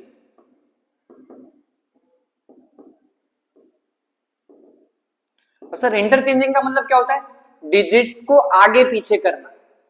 जैसे कि 23 है, 23 का इंटरचेंज नंबर क्या हो जाएगा 32, 54 है तो 45, 96 है तो 69, 72 है तो 27। यानी कि सर x जो अपना टेंस प्लेस है वो वंस पे चला जाता है, वंस वाला टेंस प्लेस वो अक्षय कुमार वाला, टेंस वाले को वंस पे भेजो, वंस वाले को टेंस पे भेजो। डन है भाई। तो ओरिजिनल नंबर, अब ओरिजिनल नंबर से लिखेंगे कैसे, तो डिपेंड करता है आप किसको क्या अज्यूम कर रहे हो। समझो अगर मैं यहां पर ऐसा लिखता हूं, let ones place be x and tens place be y, ठीक है। पहले तो ये दो चीजें टाप देने की, बिंदास यही करना ही होगा। पहली चीज क्या लिखेंगे ओरिजिनल नंबर। चलो ओरिजिनल नंबर क्या बनेगा भाई, ओरिजिनल एकदम ओजी वाला नंबर। सर टेंस वाले को किससे मल्टीप्लाई करना है 10 से, वंस वाले को 1 से, टेंस वाला y, y को मल्टीप्लाई किया 10 से, वंस वाला x उसको मल्टीप्लाई किया 1 से, और दोनों का कर दिया प्लस। बोलो तो y इंटू 10 क्या होगा 10y, x इंटू 1 क्या होगा x। तो ये हो गया अपना मेन नंबर जो ओरिजिनल नंबर है वो। अब अगर मैं इंटरचेंज करता हूं तो नया नंबर बनेगा, new number after interchanging digits. Digits interchange का मतलब क्या पता है सर आपने, इंटरचेंज, इंटरचेंज का मतलब सिंपल है सर, टेंस वाला वंस पे, वंस वाला टेंस पे, गुलाम दिखला दो भाई एक दूसरे की जगह पर, इंटरचेंज करा दो, x वाला y पे, y वाला x पे, तो नंबर क्या होगा 10x प्लस y। चलो क्लियर है भाई। तो अपना नंबर कैसे बनेगा सर, दो डिजिट होंगे, ones place tens place, ones वाले को x नाम दिया, टेंस वाले को y नाम दिया, वंस वाले को 1 से मल्टीप्लाई किया, टेंस वाले को 10 से, ये अपना ओरिजिनल नंबर है। इंटरचेंज करोगे तो बन जाएगा नया नंबर। अब हमारा क्वेश्चन देखो क्या दिया है, द सम ऑफ, किसका बोला है सम बोला है, किसका सम बोला है 2 digit number and the number obtained by reversing the digit. अपना जो ओरिजिनल नंबर होगा वो और उसके डिजिट को इंटरचेंज करके जो नया नंबर बनता है वो, उन दोनों का हमें क्या दिया हुआ है सम। यानी कि सर 10y प्लस x जो अपना ओरिजिनल नंबर था वो, और जो इंटरचेंज करके नंबर बना वो 10x प्लस y, कितना होता है इसका sum, obtain by reversing the digit is 66। अच्छा x प्लस 10x कितना हो गया 11x, 10y प्लस y कितना हो गया 11y इज इक्वल्स टू 66। सब भाई उड़ेंगे 11 से तो बचेगा x plus y is equals to 6, equation number 1। Done है सर। आगे क्या बोला है, if the digits of the number, digits जो है अपने नंबर के डिफर, डिफर का मतलब होता है सर डिफरेंस दोनों के बीच का, दोनों के बीच का सब्ट्रैक्शन कितना होता है 2 होता है। दोनों नंबर्स के बीच का जो डिफरेंस है x माइनस y वो कितना दिया हुआ है 2 दिया हुआ है, दोनों के बीच का डिफरेंस 2 है। सर यहां पर से अपन दोनों इक्वेशन को ऐड कर देते सर, एलिमिनेशन मेथड। पहले इक्वेशन हमें क्या मिला x plus y is equal to 6, दूसरा मिला x minus Y is equal to differ by क्या था 2 था, हाँ दे डिफर बाय 2, यानी कि x minus Y is equal to हमें क्या मिला 2। दोनों इक्वेशन को ऐड कर दो, प्लस वाई माइनस वाई हो गया, x प्लस x क्या होगा 2x is equal to 8, so x is equal to 4। Substitute x is equal to 4 in equation number 1, तो ये हो जाएगा x plus y is equal to 6 तो था ही, So 4 plus y is equals to 6 and therefore y is equals to 2. तो अपना जो original number है, ओरिजिनल नंबर वंस प्लेस पे कौन था? x था। टेंस प्लेस पे कौन था? y था। तो ये हो गया सर 24, ये अपना ओरिजिनल नंबर है। डन है भाई? क्लियर है सर? चलो आगे बढ़ते हैं भैया। 19th क्वेश्चन फ्रैक्शन वाला क्वेश्चन है भाई, बड़ा इजी क्वेश्चन है। फ्रैक्शन वाले क्वेश्चंस में ज्यादा कोई प्रॉब्लम होती नहीं है। चलो फ्रैक्शन वाले क्वेश्चन में क्या करना होता है कि सर अगर हमें दो नंबर, अगर कोई फ्रैक्शन दिया है, फ्रैक्शन कैसे बनते हैं sir? p by Q form में होता है ना? यानी कि हमारे पास एक नंबर होगा न्यूमरेटर में, दूसरा नंबर होगा डिनोमिनेटर में। समझो कि हमारे पास न्यूमरेटर वाला नंबर है, लेट न्यूमरेटर, न्यूमरेटर में दिया, न्यूमरेटर दिया है, let numerator be x and denominator be y। Fix pattern, numerator वाले को x, डिनोमिनेटर वाले को y। तो अपना फ्रैक्शन क्या बनेगा सर? जो अपना फ्रैक्शन होगा, न्यूमरेटर में x आ रहा है और डिनोमिनेटर में क्या आ रहा है? y। बन गया सर अपना फ्रैक्शन। अब देखो आगे क्वेश्चन में क्या दिया है। A fraction becomes 9/11। एक फ्रैक्शन क्या बन जाता है? 9/11 बन जाता है। अब हमें बन जाएगा सर ऐसे ही, if 2 is added, कंडीशन दी है कि अगर हम क्या ऐड करें? 2 ऐड करें। कहां पे?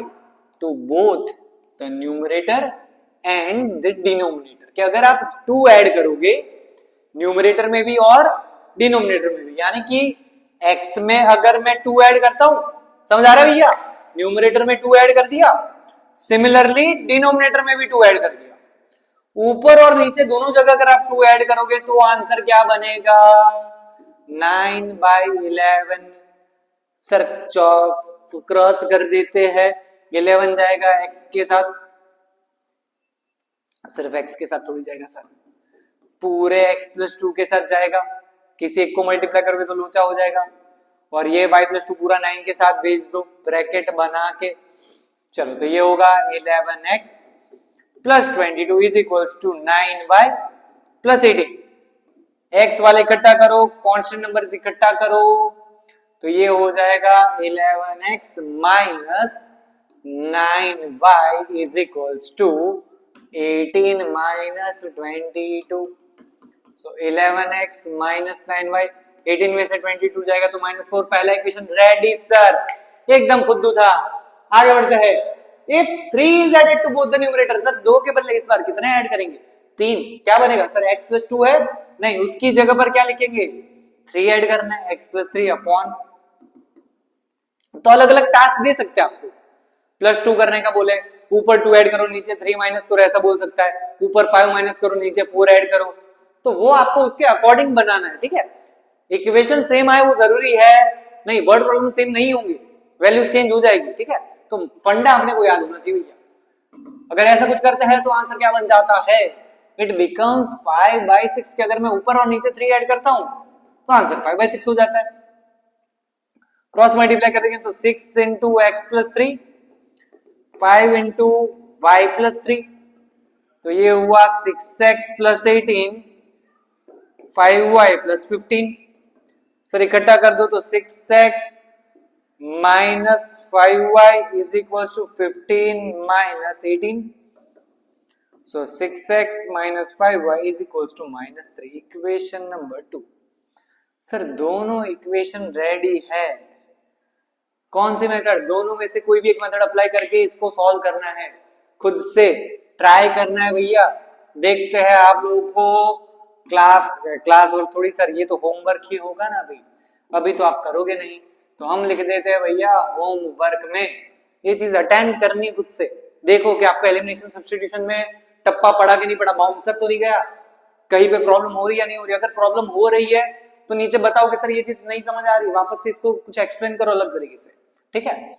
और लास्ट जो अपना क्वेश्चन है टेक्स्ट बुक का, बड़ा ही बेहतरीन क्वेश्चन है, एकदम बहुत ही बड़ी धनराशि के लिए। आ जाओ, क्या करना है? हमें बोला है, इंग्लिश बहुत मस्त लैंग्वेज है, देखो इसमें समझो क्या बोलना चाहता है। हाफ द पेरीमीटर, पेरीमीटर नहीं बोल रहा, क्या बोल रहा है? पेरीमीटर का हाफ बोल रहा है। Half the perimeter of a rectangular garden, एक रेक्टेंगुलर गार्डन है, बना देते हुए अपन यहाँ पर एक रेक्टेंगुलर गार्डन। ये हो गया सर अपना गार्डन, कोई भी गार्डन में नहीं घूमेगा वरना रोहित शर्मा बन जाएंगे अपन। चलो तो half the perimeter of a rectangular garden, garden में नहीं घूमना है भाई, याद रहे, अभी ज्यादा टाइम बचा नहीं है गार्डन में घूमने का, ठीक है। हाँ फरवरी में एग्जाम है, फरवरी में अपन बुक्स वगैरह के साथ होने चाहिए, गार्डन में किसी और चीज के साथ नहीं, पॉइंट टू बी नोटेड। चलो हमें क्या याद रखना है, half the perimeter of a rectangular garden उस लैंड, सर ये क्या हो गया, अभी तो गार्डन की बात चल रही थी, लेंथ और विड्थ बीच में, तो ये वाली लाइन जो है थोड़ी देर के लिए काट दो, नहीं पढ़नी, बीच में कॉमा आ गया, ये अलग ही लाइन है पूरी, उसका कोई लेना देना नहीं है, ये बीच में अपने को गुमराह कर रहा है, अलग से कुछ स्टेटमेंट डाल दिया कि भाई आप लोग कंफ्यूज हो जाओ। हमें इतना देखो, ध्यान से देखो, ये कॉमा वाली लाइन अगर आप हटा दोगे क्वेश्चन बड़ा इजी हो जाएगा। Half the perimeter of a rectangular garden is 36। हाँ सर ये ज्यादा इजी लग रहा है कि हमारा जो रेक्टेंगुलर गार्डन है उसके पेरीमीटर का हाफ कितना दिया है, 36। अच्छा सर रेक्टेंगल में सर दो चीजें होती है, let length be x metre and breadth be y metre. Length हमने क्या अज्यूम कर ली x, विड्थ हमने क्या अज्यूम कर ली y। अच्छा रेक्टेंगल का पेरीमीटर क्या था, 2 times l plus b divided by 2 is equal to 36। से 2 टूट गए, लेंथ कितनी है x, विड्थ कितनी है y इज इक्वल टू 36। पहला इक्वेशन रेडी सर। चलो अभी वो बीच वाली लाइन आ जाओ, वूज लेंथ, कि जो अपना रेक्टेंगल गार्डन है उसकी लेंथ जो है वो कितनी है, 4 मीटर मोर है। लेंथ यानी कि x की वैल्यू किससी है, 4 मीटर ज्यादा है, किससे 4 मीटर ज्यादा है, देन इट्स विड्थ, कि x की वैल्यू 4 मीटर ज्यादा है y के कंपैरेटिवली। इक्वेशन नंबर 2 भी आ गया सर। दोनों इक्वेशन को by using substitution method solve करना है भैया खुद से, सर मुंह जुबानी भी हो सकता है, आसान क्वेश्चन है, ठीक है। तो ये है जियोमेट्री बेस्ड क्वेश्चन, बहुत ही लेंथी चैप्टर है, याद रहे बहुत बार प्रैक्टिस करना पड़ेगा, वर्ड प्रॉब्लम्स बहुत सारे सॉल्व करने पड़ेंगे। अगर आप कोई भी बुक मॉड्यूल सॉल्व कर रहे हो उसमें वर्ड प्रॉब्लम में कोई डाउट है, हाजिर करिए उस डाउट को, उसकी ऐसी की तैसी करते हैं अपन लोग, ठीक है भाई। तो आज अपना बहुत बड़ा वन शॉट यहाँ पे खत्म होता है, नेक्स्ट चैप्टर इससे भी बड़े वाले का ही है भैया, चैप्टर नंबर 3 खत्म हुआ, चैप्टर नंबर 5 के बारे में अपन आगे नेक्स्ट लेक्चर में चर्चा करेंगे। आज के लिए इतना रखते हैं भैया, शेयर करिए, सब्सक्राइब करिए, लाइक करिए, घंटी बटन दबा दीजिए। कहीं पर भी दिक्कत आती है मैथ्स में तो कमेंट सेक्शन में ऐड कर दीजिए कि ये टॉपिक में डाउट है, ठीक है। मिलते हैं नेक्स्ट लेक्चर में, जय हिंद, राधे राधे।